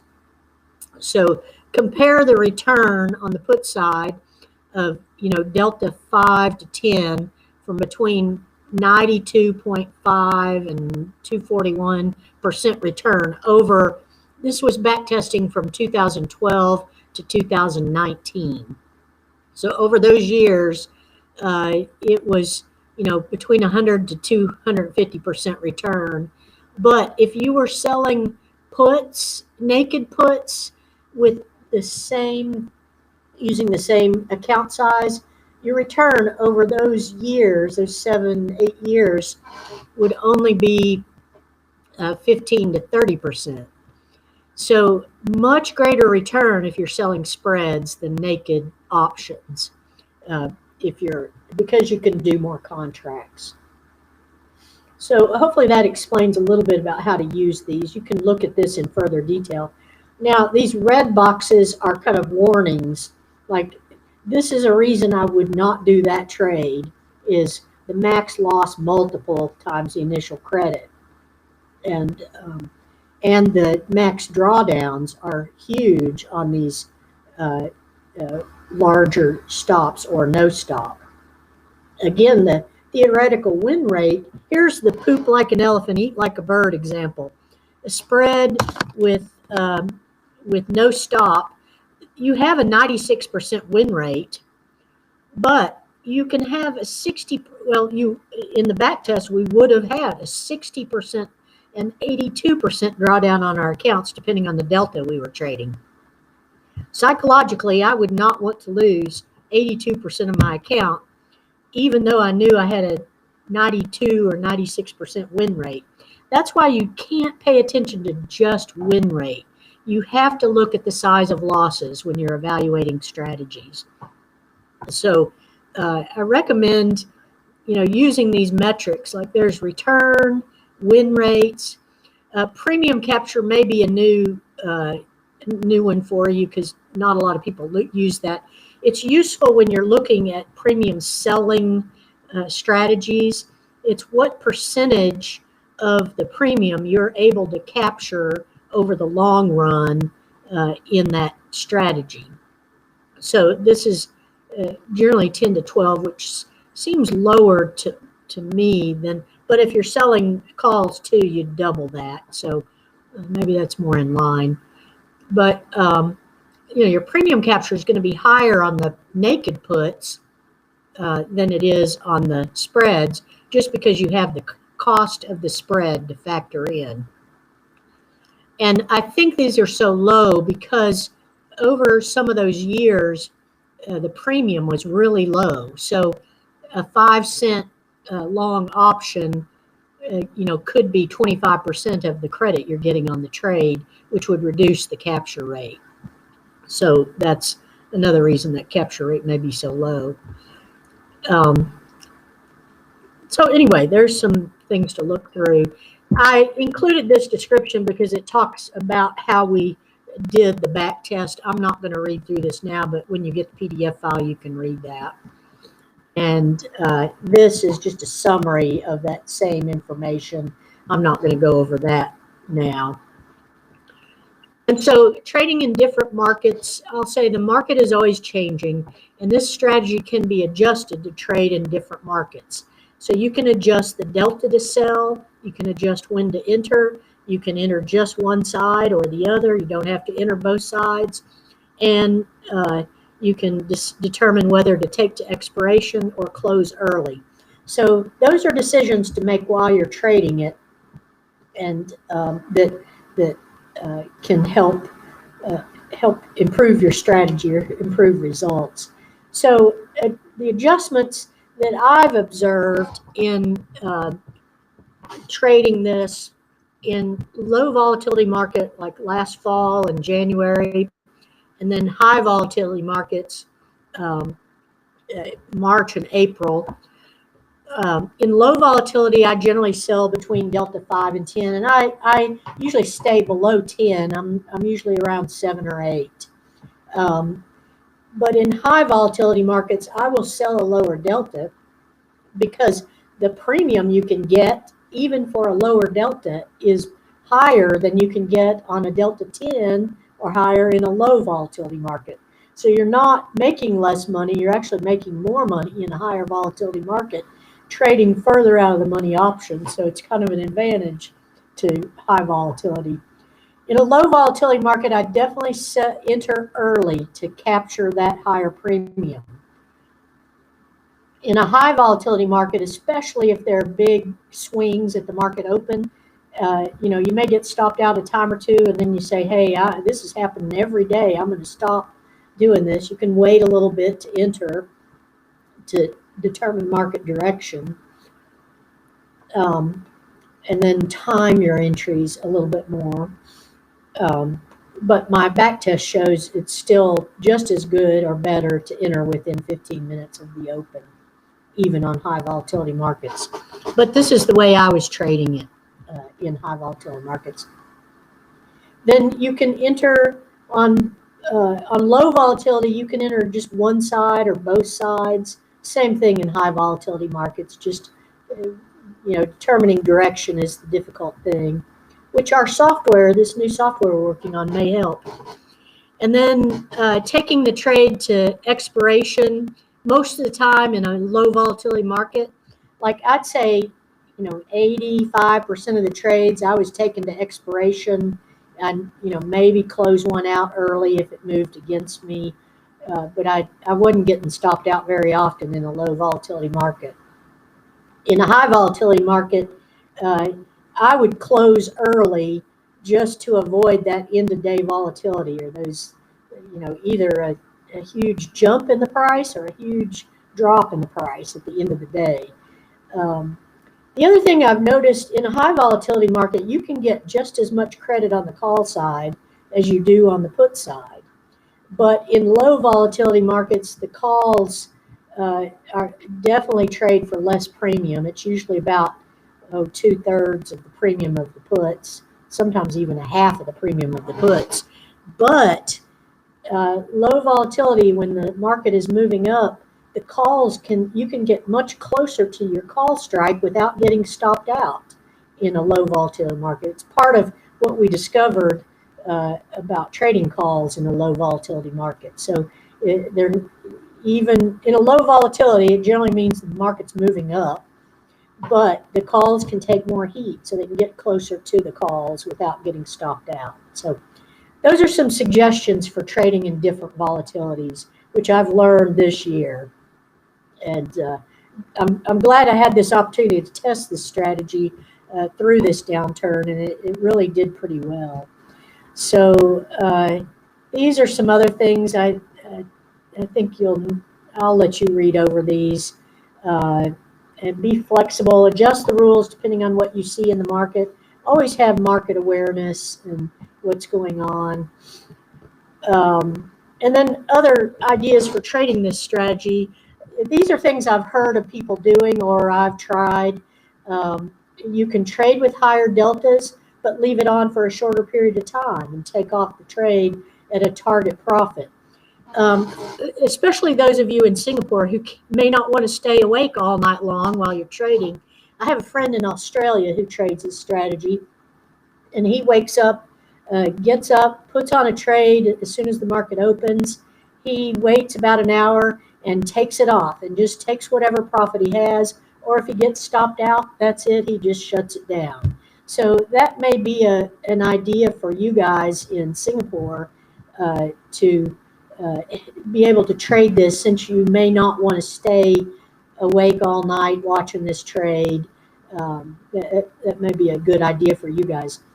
And then another thing you can do is exit at 50% of the profit. Like if I collect 50% of the profit in the first hour of trading, I tend to want to take it off and sell some more options. So collect my profit and then turn around and open a new trade. So I'll do that, and I can often beef up what I collect in a day by doing that. It takes more work, and you'd have to stay in the trades longer and pay attention, but still use a stop. Every trade uses a stop. And then another idea is trade for a consistent credit. You could sell, I'll use an example of, you could sell options that are going for 65 cents. And, whatever the market is doing, whatever the delta is, you're looking for 65 cents. The thing that works about that is in a higher volatility, that 65-cent contract will be further out of the money, and in lower volatility, you'll be closer to the money. So it kind of does naturally what I'm recommending doing, in trading in higher low volatilities. So it's just another way to do it. I have not back tested that to see how that works over the long haul, but just conceptually, I think it would be a good idea. And then I've got a few frequently asked questions. I'm going to flip through those. You can read those on your own. I wanted to get to this slide since we're coming up on an hour and 45 minutes, getting kind of long. Tasty Trade Options is the group that I'm a moderator of in Facebook. I'm actually an admin now. It is not limited to discussion about tasty trade methods. We talk about all kinds of strategies, and but most of us kind of came together because of Tasty Trade. It's a good way to meet other options traders, and so all strategies are welcome, and all questions are welcome. I think it's one of the best groups for options trading. We really do weed out people who become agitators or who are insulting to other people. We just boot them. And so we keep it very civil. We try to keep it very helpful, especially for beginners. And there are beginners who ask lots of questions, and that's fine. It's also a great place to meet some really good traders. And I've met some fantastic people that have been in the industry or that are just like me, kind of learned options on the side. And, I'm not a professional trader, even though I trade for a living now. But I don't have the educational background in finance or anything. I'm just a regular trader like you guys. And then there are quite a few people in that group that trade this strategy, zero DTE options. There are also people that trade zero DTE iron flies, and I've experimented with those, but I'm not sold on those yet. But it's great to find out. Very often people will post their results or ask, how did everybody do today, and we'll post what our results were, and you kind of get a feel for, did everybody get stopped out, or was it just me? Or did I do something wrong in this trade? And, or maybe somebody made it through the day without a stop out, and you can ask them, well, what did you do to not get stopped out? So it is just a great place. I really recommend it if you join Facebook and then do a search for Tasty Trade Options group. There are a few, you ask to join the group, and then there are a few questions you answer. And then what's your favorite strategy, or how long have you been trading options, and you agree to the group rules, those things. So look for those questions. If you don't answer the questions, we generally don't let you in. So, and I've heard that some people have trouble finding those questions if they're trying to find the group on their phone. So you might try it on a computer. And then lastly, I wanted to give you my email address. If you will, write this down, tamchambless@gmail.com.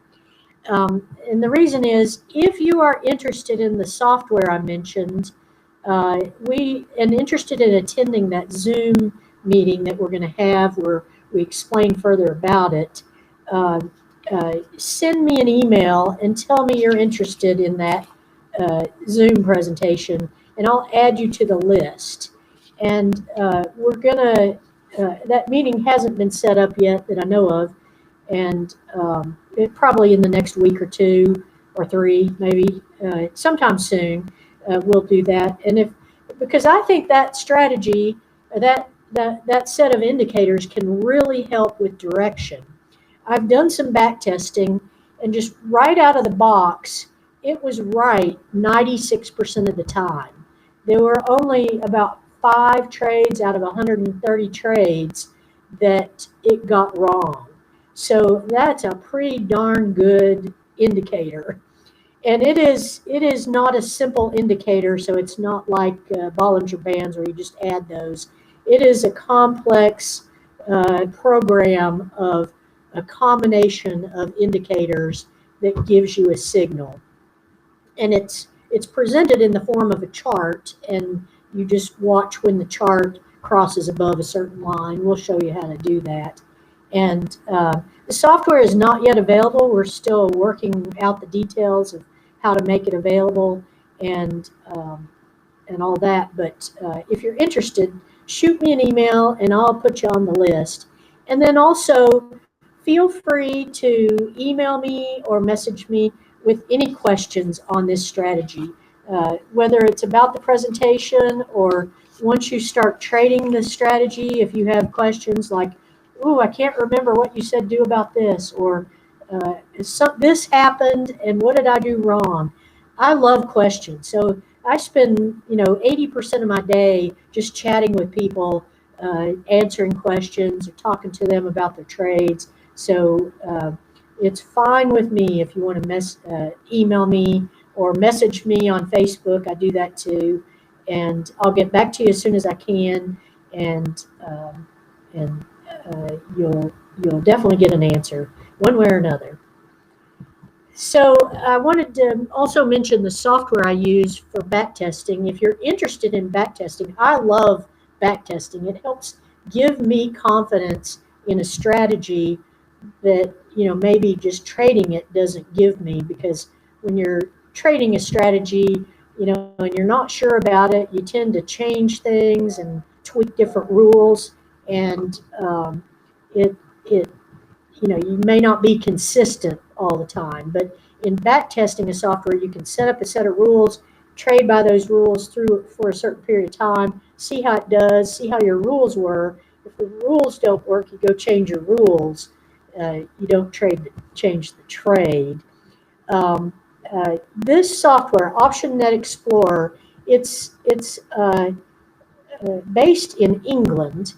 It's approximately $60 a month US dollars, but they sell it in British pounds, so I don't remember exactly what it is in British pounds.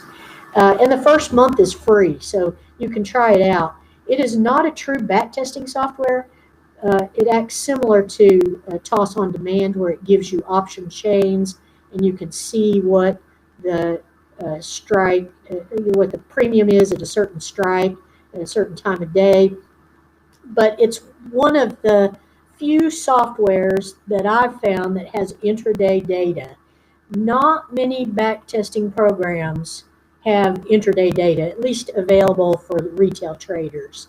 There's probably some available to professional traders and institutions, but that are on the range of a couple of thousand a month. I don't want to spend that much. But most backtesting software just uses end-of-day data, and that's how they keep it cheap. This, I'm amazed, they do have it on 5-minute increments, so that's how they've reduced the cost and reduced the computing requirements of intraday data. So I recommend checking this software out if you're interested in backtesting. And we've come to the end. So I will reiterate, this presentation is for informational purposes only. It's not investment advice and not intended to be investment advice. Any trades you make based on this information are your responsibility, and so all trading decisions are yours.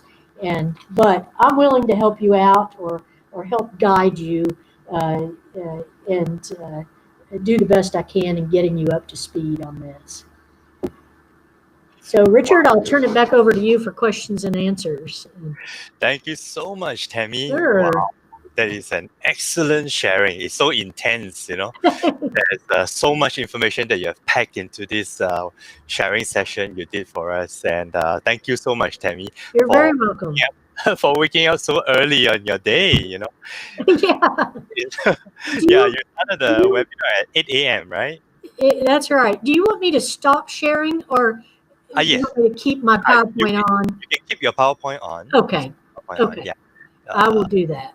yeah, So okay. So you can, there, I'll just go back to the beginning and we can go to whatever slide we need to. Okay. yes.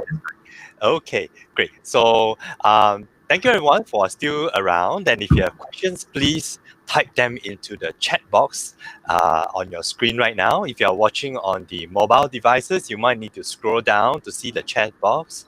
And if you're watching on the desktop computer, the chat box should be in your lower right corner. So now is the time to type in your questions. And if you are watching on YouTube live, please come inside the chat room to ask your questions, okay?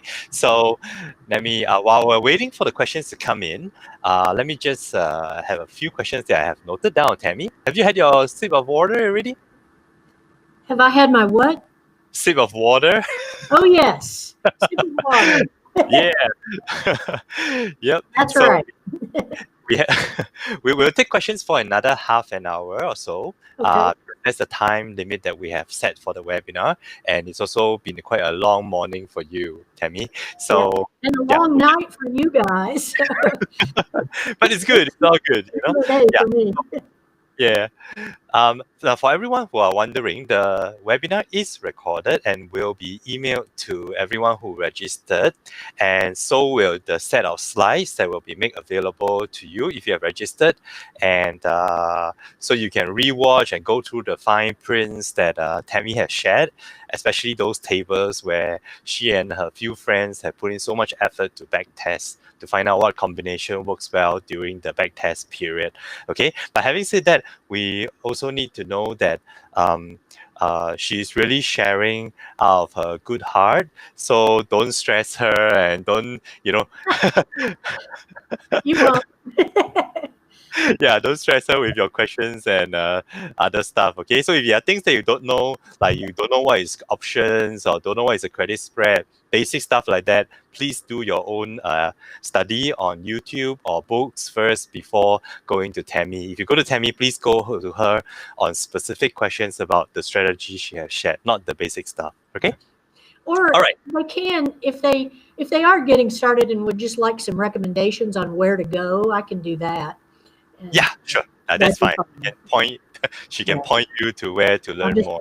Yeah. direct you where to go. Yeah. Okay. Great. So while we're waiting for the questions to come in, now please again, please type in your questions, and I'll be posting them to Tammy one by one. And while we're waiting for questions to come in, Tammy, I just wanted to check with you on a few things. Okay.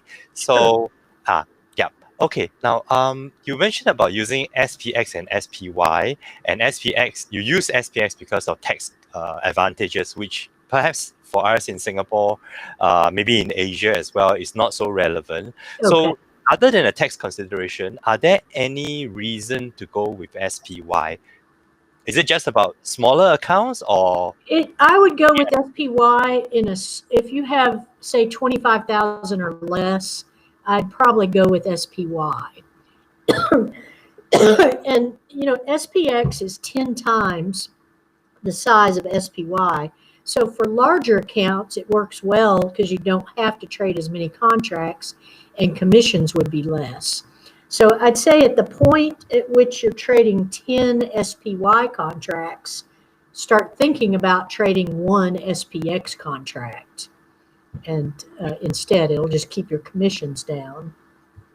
Right. Okay, great. So that's one of the questions. Yeah. And you mentioned that you did a back test and of course you traded through the market crash period. That's right. How did it do during that market crash period? Did it suffer any major losses or consecutive losses or anything like that? Or No. is it, yeah, go ahead. It did not. I had April was probably a tougher month than March. I had more stop outs than usual in April. I mean, I had about an 85% win rate prior to April, even including March. And in April, it went down to about 70%. So I think it was when the market was, one day would be way up and one day would be way down. It just couldn't decide what it wanted to do.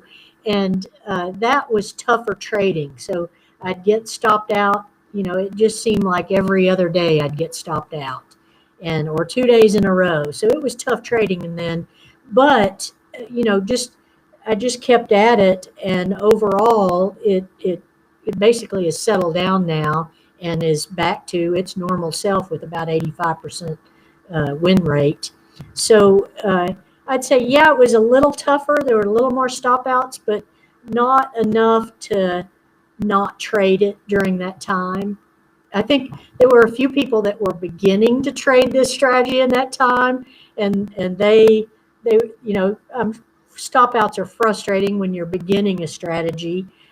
So it was a bad time to just start to learn that strategy, but it really did okay. And then in the back test, it just showed that, using a consistent set of rules through that time would have been fine. During that time, I was kind of changing the rules, thinking, well, maybe it would be better in a higher volatility to do this. And so that's when I made those changes kind of on the fly while I was trading it. And then once after April, I started going back and back testing to see what should I have done during that time. So, what would have worked best. So that hence, you're seeing a lot of the results of those back tests about that I was trying to answer that question, what would have worked better? And what would have worked better is just continue to enter early and continue the same strategy and rely on your stops. That's a nice thing. Your risk is defined. You're not going to have a blowout loss because you're using stops. Right. Thank you for the answer. Now, when you say you get stop out, do you mean you get stop out by the 2 times initial credit? Yes. Okay, got it. And then when you took profit during that challenging period, volatile period, do you take them at 50%, or you try to ride it longer or further? I don't take profits at 50% usually, unless I'm going to re-enter. So often, that's something that Tasty Trade teaches, is taking profits early. I think that works in a longer term strategy. If you'll look at the frequent, actually, let me back up a little bit. Let's see if I can go to this slide. I don't know if I can or not. Let me escape. Just a second. Let me go to current slide and get on the slide I want to show. I have a frequently asked question about that from current slide. Here, can I take profits at 50% rather than taking the trade to expiration? As a general rule, no. Don't do it on a regular basis. Yes, you could have done it in some cases on those really volatile days. But as a rule, I don't recommend it because it doesn't have a positive expectancy. It basically is a break-even strategy. And here I looked at and this was back testing this period of time, so January to June, end of June. This, like using no stop, you make the most money using no stop, but you can take some bigger losses. You have the potential to take some really big losses, but during that time you would have had only that size loss, $3,000 loss. Then the way I trade it, take to expiration with a max loss at 2 times the initial credit. The average of your losses because of slippage ends up being about 4.2 times. And the capture rate was about 57%. So that's pretty darn good for this year. And the total P&L was about $8,000. And this was, I believe I did this on one contract. So this is just trading one contract all year long. if you close at 75% profit, if you do that on a regular basis, your capture rate goes down to about 30%. Your profit reduces to about half of what it was. So you're collecting, of course, some stop out. So that's what reduces that. But if you close at 50% profit on a regular basis, your profits go way down and your capture rate goes way down. So generally, I don't recommend doing it. Now, if there's a day where you're just not certain what's going to happen, or like those days where the market would halt trading because it was limit down or limit up, those days that may be a day where I take profit at 50%, but just don't do it on a regular basis. And I don't think I did during that time. I would close it out early, maybe about an hour before the close of the market, but not, I wouldn't close it earlier than that. If the trade was successful during the day, I just rely on the stops and collect as much credit as I can until I hit a stop. So, the probabilities, because the volatility is higher, you're collecting a higher premium in a higher volatility. So you actually are going to get stopped out less than you would in a lower volatility, is what that if you go back and look at the slides, like in a really high volatility, I think it had 90% win rate. So anyway, that kind of answers it. Right. Thank you, Tammy. Now, next question. Now, you mentioned about checking for events, right, at a Forex Factory Yeah. calendar, which is an excellent calendar. Are there any things that you look out for that you will avoid, or do you wait for the event to be over and then you enter the market? Yeah, good question. It depends on the event. If, like employment numbers are often numbers that can move the market. So if the employment number is coming out, most of the time that employment number comes out an hour before the market opens. But if for some reason there's going to be some number like that comes out after the market opens, often those announcements are made like at 9 o'clock or 30 minutes after the market opens. I may wait until after that announcement before I enter. The other thing that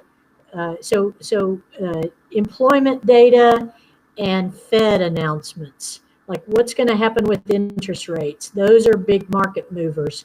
So often those announcements usually come right after lunch. So I may enter a trade in the morning and just see if I can collect something, but I'll close it out before that Fed announcement, especially if there's any uncertainty about what the Fed may do. Now I have traded through some of those announcements and did fine because it was fairly certain the Fed wasn't going to, it was like in March and April, the Fed wasn't going to raise interest rates during that time. We knew they were going to keep interest rates low, and so it was going to be beneficial. So I didn't expect a significant market move on those days, but you can just avoid trading during that time. And that's why that website is good. It gives you a little red box for indicators or announcements that may have a big impact on the market. So look for that red box beside the announcement, and it'll tell you if it is expected to move the market significantly or could have a significant effect on the market.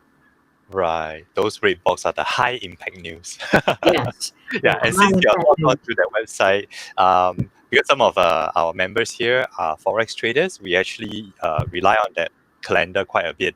And if you open a free account there, you can, and you stay logged in, it will display the calendar in your time zone, and you can also set filters to only see the high impact and the medium impact news. Mm-hmm. Yeah, so it's a good website. Thank you. Okay, next question.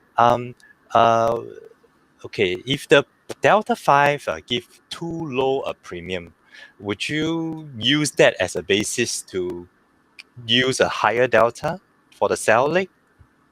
Yes, that's one reason that I do go higher in delta in lower volatility markets.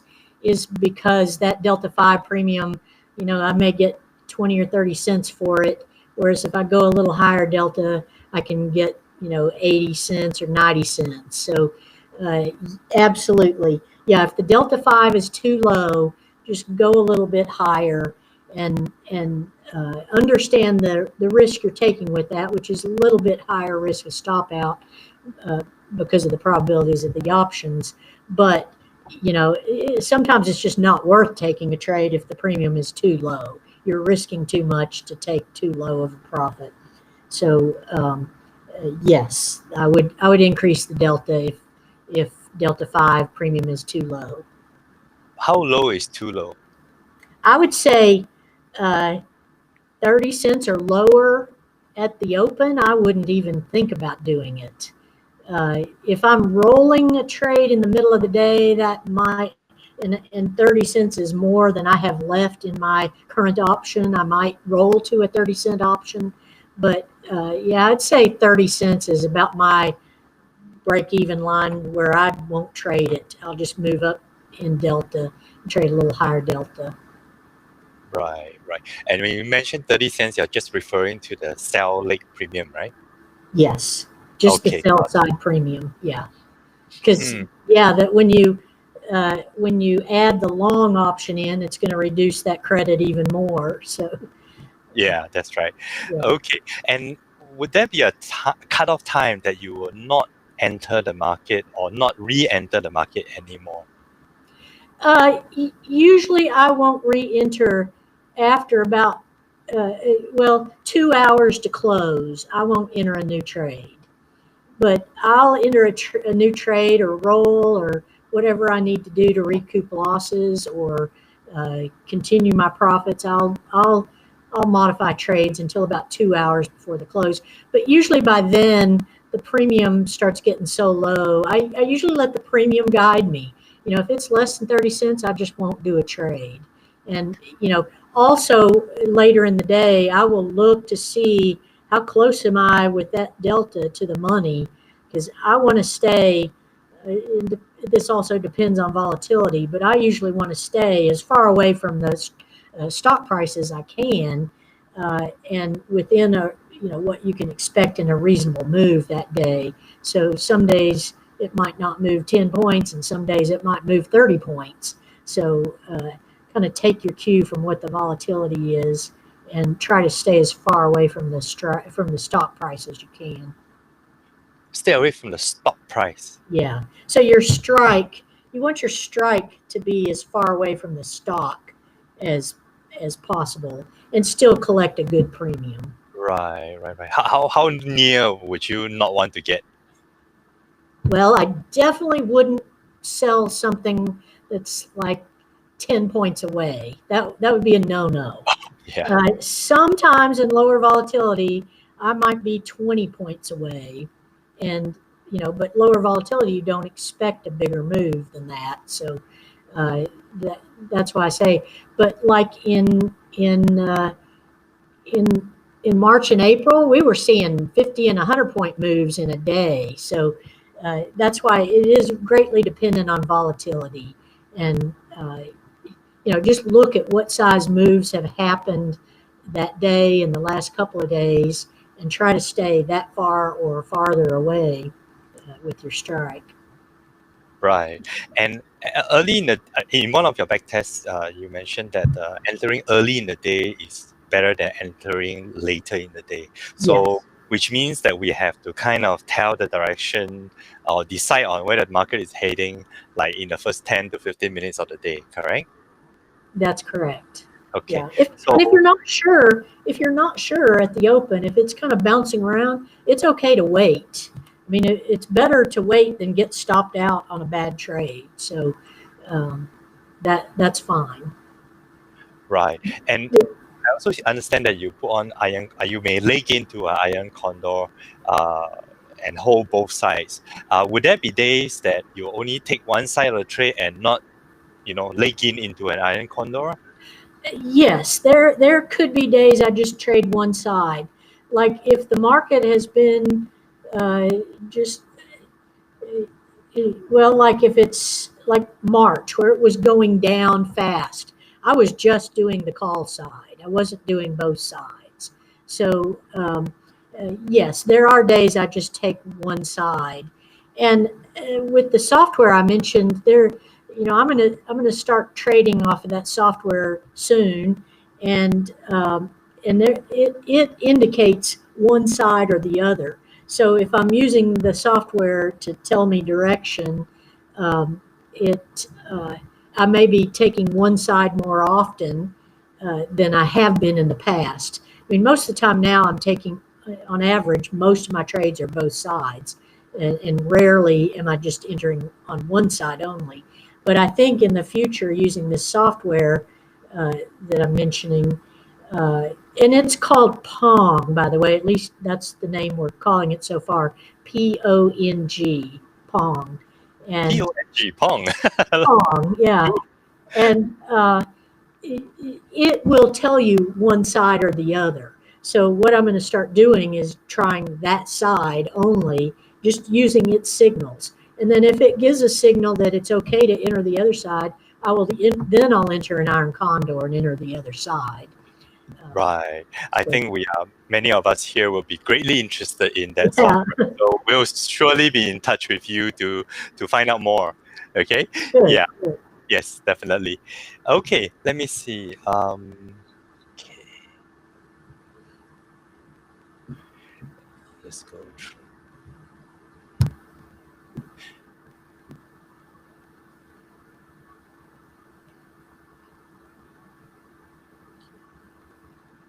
Okay, I'm just going through the questions that you have posted. So let me see.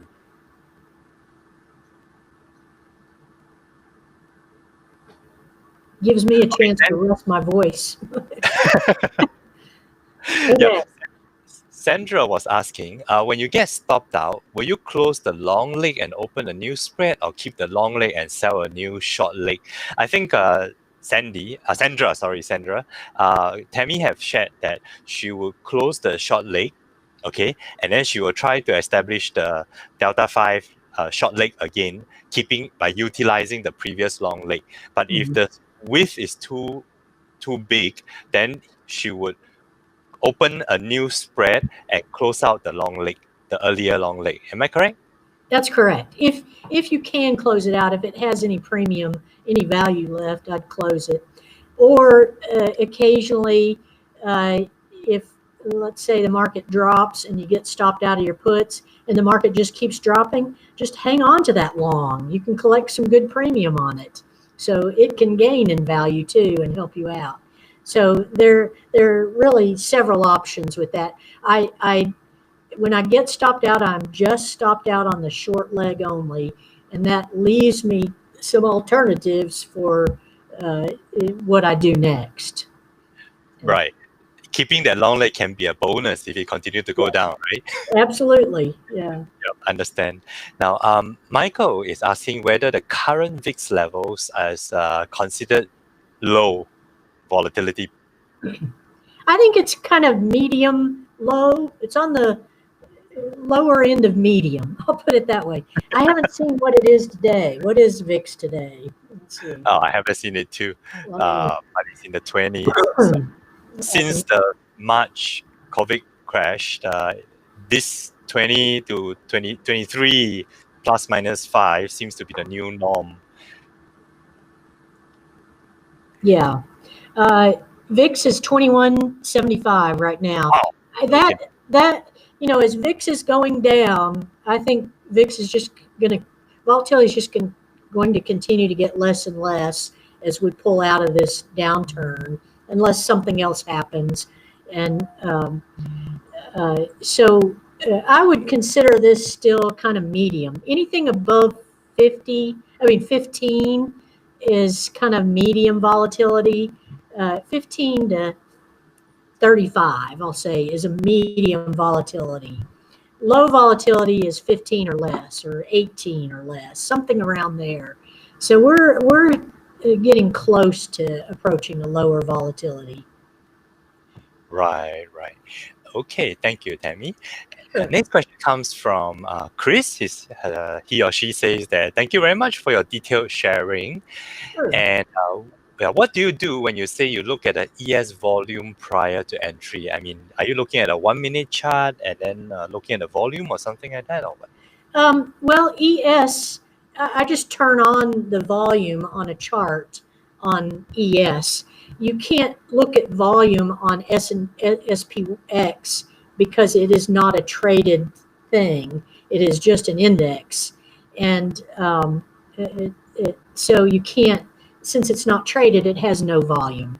So ES, the futures, it's a /ES, that does have volume, or SPY has volume too. You could look at volume on SPY. Both of those are probably comparable. So I use that just to see, like if there's a long trend, but volume is decreasing on that trend intraday, then that kind of tells me that upward movement may stall out sometime soon. Or if there's a big jump and volume goes way up and it just stays up, then I know that volume to me means commitment by traders. Like a lot of traders are interested in that movement. And so that tells me that move may continue, or that move may peter out and be a good time to enter if I'm looking to enter. Or if it looks like it's going against me, it's about to stop out, it tells me, hey, be prepared to get stopped out. And so volume is just a helpful tool to use in trading. Right. Thank you, Tammy. Now, several of the attendees were asking, have you tried this zero DTE on other products, other indices, or stocks? I have not. I think you can trade it on other indices, like RUT is a good one. I've heard that I think it's NDQ, the NASDAQ index. I've heard that is the liquidity is low on that, so it's hard to trade. It's hard to get out of when you get in a trade. So I know that people have tried trading that and not liked the results. So you have to have something that has a good liquidity. I do not trade this, and I think you could do this on any ETF too, even low price ETFs. The reason I like SPX is because it's a broad index. Now it is very dependent on the FANG stocks: Apple, Facebook, Google, Netflix. It's very SPX. What happens in SPX is very dependent on those FANG stocks. So you pay attention to what those stocks are doing. But it is a broad-based index fund. RUT is even broader. It's 2,000 stocks instead of 500, and it is not dependent on FANG stocks. So it's also a good one to trade. And in fact, I used to do 7 days to expiration trade on RUT and IWM, and that was a good strategy. And a PDF file of that's posted in the Facebook group if you're interested in that.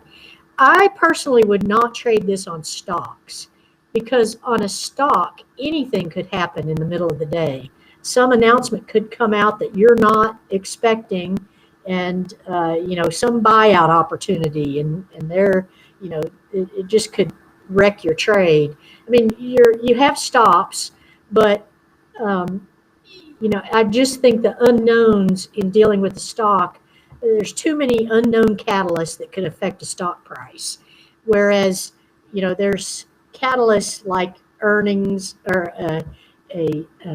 employment numbers or interest rates that affect the overall market. But if one stock gets bought out in the index, it doesn't affect the whole index. So that's generally why I stay away from stock. I just think stocks are probably too volatile to trade this on. But that being said, I am a firm believer that the probabilities of the options do play out over time. So, maybe that volatility is built into that stock. But I just think there's some unknowns that could happen with the stock that aren't going to happen with an index or an ETF fund. So that's why I recommend those. Right. Okay. Thank you, Tammy. Sure. Now, ET was asking, what is your typical trading day like? I mean, are you going to be like stuck and committed to stay in front, glued to your screen to monitor, or you can, set certain things and then you'll be able to get on with your day without looking at the screen? Now, how do you manage your trade? Okay, good question. Yeah. Um, Last fall, when I was trading this, I would often get in a trade in the morning and first thing, set my stops, and then go do something else. And I'd work in the yard or go do whatever, and not look at the market all day. Since this downturn, I've been watching the market more, just because I'm paying attention more, and just making sure nothing goes wrong, and because I'm using a stop limit order. Back last year, I was using a market stop, so I knew my stop would get me out. This year, because I'm using a stop limit order, I tend to keep a closer eye on the market. So my typical day these days is I will look at the futures.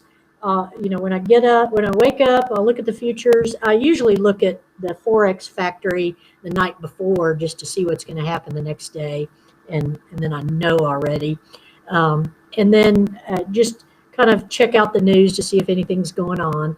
Then when the market opens, I enter my trades, and then I set my stops, and then I will do other things, but have a chart open with my strikes drawn on a stock chart. So very much like those charts I showed you. Let's see, they're probably too far away for me to flip through. Let me maybe soon. Very much like that. I'll draw my strikes on the chart, and then I can just, I'm usually, my computer is in the room with my TV, and I do other things in that room. So I'll just glance over and see how it's doing, and that way just keep an eye on it. So I'm not sitting in front of my computer watching every minute tick go by and what's going on. I may be reading or doing something else, but I keep a pretty close eye on it because I'm using a stop limit order, which, if there was a big drop and it bypassed my limit order, I would need to step in and manually exit to avoid a huge loss. I'd probably have a larger loss than 2 times the initial credit, but hopefully prevent a blowout loss. But if you use a market, it's an advantage to using a market stop. You can just set it and forget it, walk away, and just, it'll get you out if it needs to, or it'll expire worthless at the end of the day. Right. So then I usually start paying attention toward the end of the day again and watch pretty closely, especially if that stock is creeping up near one of my strikes. And, I'll kind of determine, okay, that option's worth 15 cents now. Do I stay in or do I get out? And then a few minutes later, it's worth 10 cents. And it just all is what the stock is doing and how close it's getting to my strike. And, if I don't want to fool with it, I'll just get out and, close it out for 10 cents or 5 cents, whatever it costs to get me out. And again, I'll just exit the short stock at that point because, the short strike at that point, because the long option is basically worthless at that point at the end of the day. So it's going to expire worthless anyway.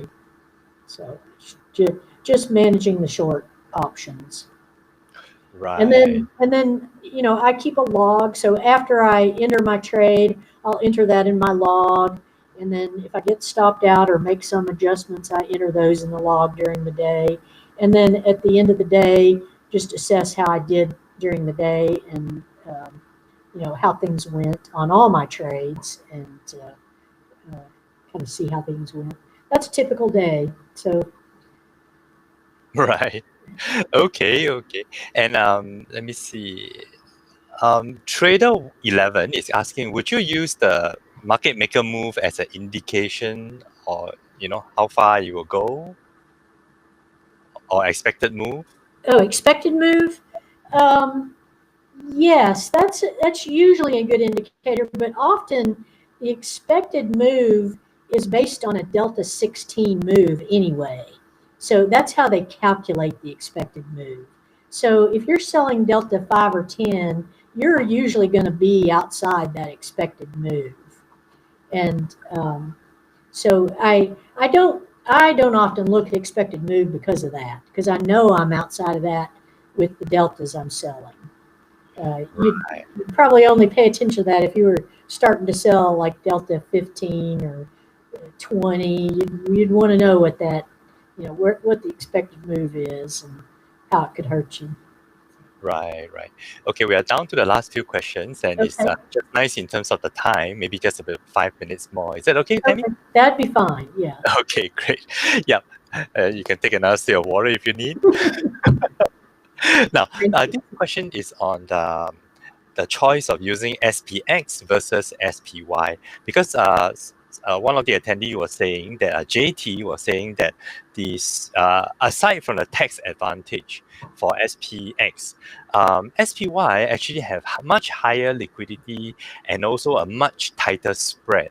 So wouldn't SPX, even though you need to trade a lot more contracts, but wouldn't the fact that it is more liquid and that it has a tighter spread be a better choice compared to SPX? Well, people say that it has higher liquidity, and I agree. It's probably the most liquid product in the market. So yes, there is that advantage. But regarding the tight spreads, remember that the spread on SPX is 10 times. An equal spread on SPX is 10 times what it is on SPY. So the spreads are basically the same. Like a 2 point spread in SPY would be a 20 point spread in SPX.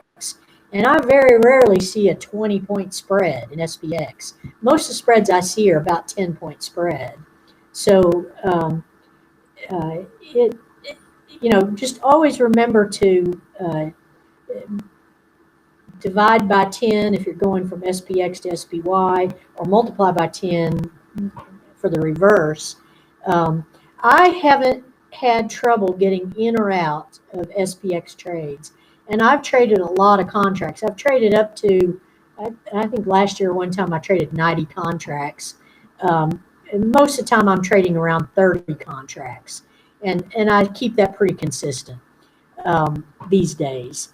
And and I have never had any trouble getting in or out. So to me, that says a lot about the liquidity of SPX. I'm sure SPY is just as good or better, but the thing of SPY is you get down to 1 cent, and like I can sell an SPX contract for 5 cents at the end of the day. If I had an SPY contract, the lowest denomination I could sell would be 1 cent, which is actually 10 cents in SPX terms. So you're paying more to get out at the end of the day for that penny, if you're basically comparing apples to apples. So be aware of that. And I trade SPX because I do have a larger account and I want to trade more contracts. And my commissions would just be way too high in SPX in SPY than they would in SPX, even with the markup. CBOE adds an exchange fee on top of the contract fee that the brokerage charges. Even with that, it's cheaper for me to trade SPX than it is SPY. So if you're just trading a few contracts, yes, I'd say SPY is a good choice. But for, once you get over 10, 20 contracts, start looking at selling SPX. Right. Thank you for that, Tammy. Good, Yes. good Okay. question, by the way. Yes. Yeah. And another question comes from Cindy. She's asking, how do you determine the trend? You know, like more specifically, like do you use certain indicators, or do you use market internals or moving averages, or what? Um, I have, for me personally, I rely on the chart. And a lot of people I know look at like ADD, the advanced decline issues, or market profile. I do keep market profile on my, or volume profile on my screen, but I don't use it to enter. Um, I think most indicators are backwards looking rather than forward looking. And so I just personally, I tend to not trust them as much. Anything can happen on any day. So, indicators help you feel safe, but indicators that I use for this strategy are generally just what is the market doing at the time? Is it going up? That's an uptrend, or going down? That's a downtrend, or is it sideways? It's a sideways trend. So, or did it have a big gap up the night before? If it does, there's a chance it could retrace. So, and then continue up. So it's just kind of market awareness and reading the candles. Now, the software that we have, I think it can help a lot with that, because it's taking, and in the Zoom meeting that we have, we'll probably go into a little bit about what indicators are used in that. But it's an amalgam of a lot of different indicators kind of rolled into one, and it gives you kind of the overall trend of the market, and then it gives you candles about what's going on in the moment, 3-minute candles. And, there's those candles are based on a lot of different factors. So there isn't, in my trading to date, without that software, uh, picking direction is the tough thing to do. And it's generally why I tend to go in both sides most of the time. And also because if I do get stopped out on one side, I've got the other side that's profitable. And like I showed in my example, I can work my way back into a profit for the day, even if I get stopped out on one side. So if I get trend wrong, it's not a huge problem in my trading. So uh, that's what I Right. do. Cool. Got it. Yeah. Okay. Let me see. Do you look at open interest? Is that one of the factors you would choose? Let's say, Yeah. the strike. I don't. And it's because, if you want to, most of these options have, 3 or 4 thousand contracts open. Uh, SPX is used by institutions a lot for hedging their portfolios, and there's a lot of volume and open interest on most of these strikes that I trade anyway. So I don't know about SPY because I don't look at that as often, but I don't usually look at open interest because I feel like if I offer to sell a spread at the mid price and it fills, I don't care if that's the first contract traded that day, it's filled. And I know based on the options, it's not going to be the only contract traded that day, so I can get in and out of it. And that's really the only reason you'd pay attention to open interest. Open interest I think has more importance when you're trading a stock than it does when you're trading SPX or SPY. So I don't pay attention to it in my Right. trading. I see. Thank you, Tammy. I think these Sure. are all the key questions that we have from the chat, and the time now is 2 hours and 40 minutes into your session. Well, y'all are staying up late. I appreciate everybody staying up late to watch this. No So problem. We are very appreciative of your time and your effort that you have put in to prepare this webinar for us. And we you're certainly very will be welcome. in touch with you to find out more about Pong. And Okay. also, again, for those who have not joined the Facebook group that Tammy is admin for, just go to Facebook and search for Tasty Trade Options. Okay, Tasty Trade Options, and then you can join the Facebook group. And then in there, under the file section, you will be able to see many resources being shared, including some of the materials that Tammy have spoken about. Yep, that's the slide that Tammy have right there. here. Yeah, Okay. we just started a new units section. So we're using that, there's files where people can post PDF files about their strategies. But this units, it's a new, well, relatively new thing in Facebook where we can organize the content that we're making available to people. So we've got a unit specifically for this trade that has my PDF files, not this PDF file. I'm going to load this to that unit soon. And I may load the video too, if it will fit, or a link to the video. But those units are interesting, and an interesting way to organize things on that Facebook group. So check it out if you haven't already. Yes, that's right. Okay, and once again, a very big thank you, Tammy, for your time and effort, and we'll surely be in touch. Okay, so yeah, thank you so much for your time. And thanks everyone for staying with us for these 2 hours and 40 minutes. And again, the replay video will be kept on YouTube. It will also be emailed the link to you together with the PDF of the slides that Tammy has shared with us. Okay, so once again, thank you, Tammy. Have a good Thank day. you. Thank you for the opportunity. I'm always glad to present this. No problem. Our pleasure. Yeah, have a good day. Bye-bye. Okay, bye.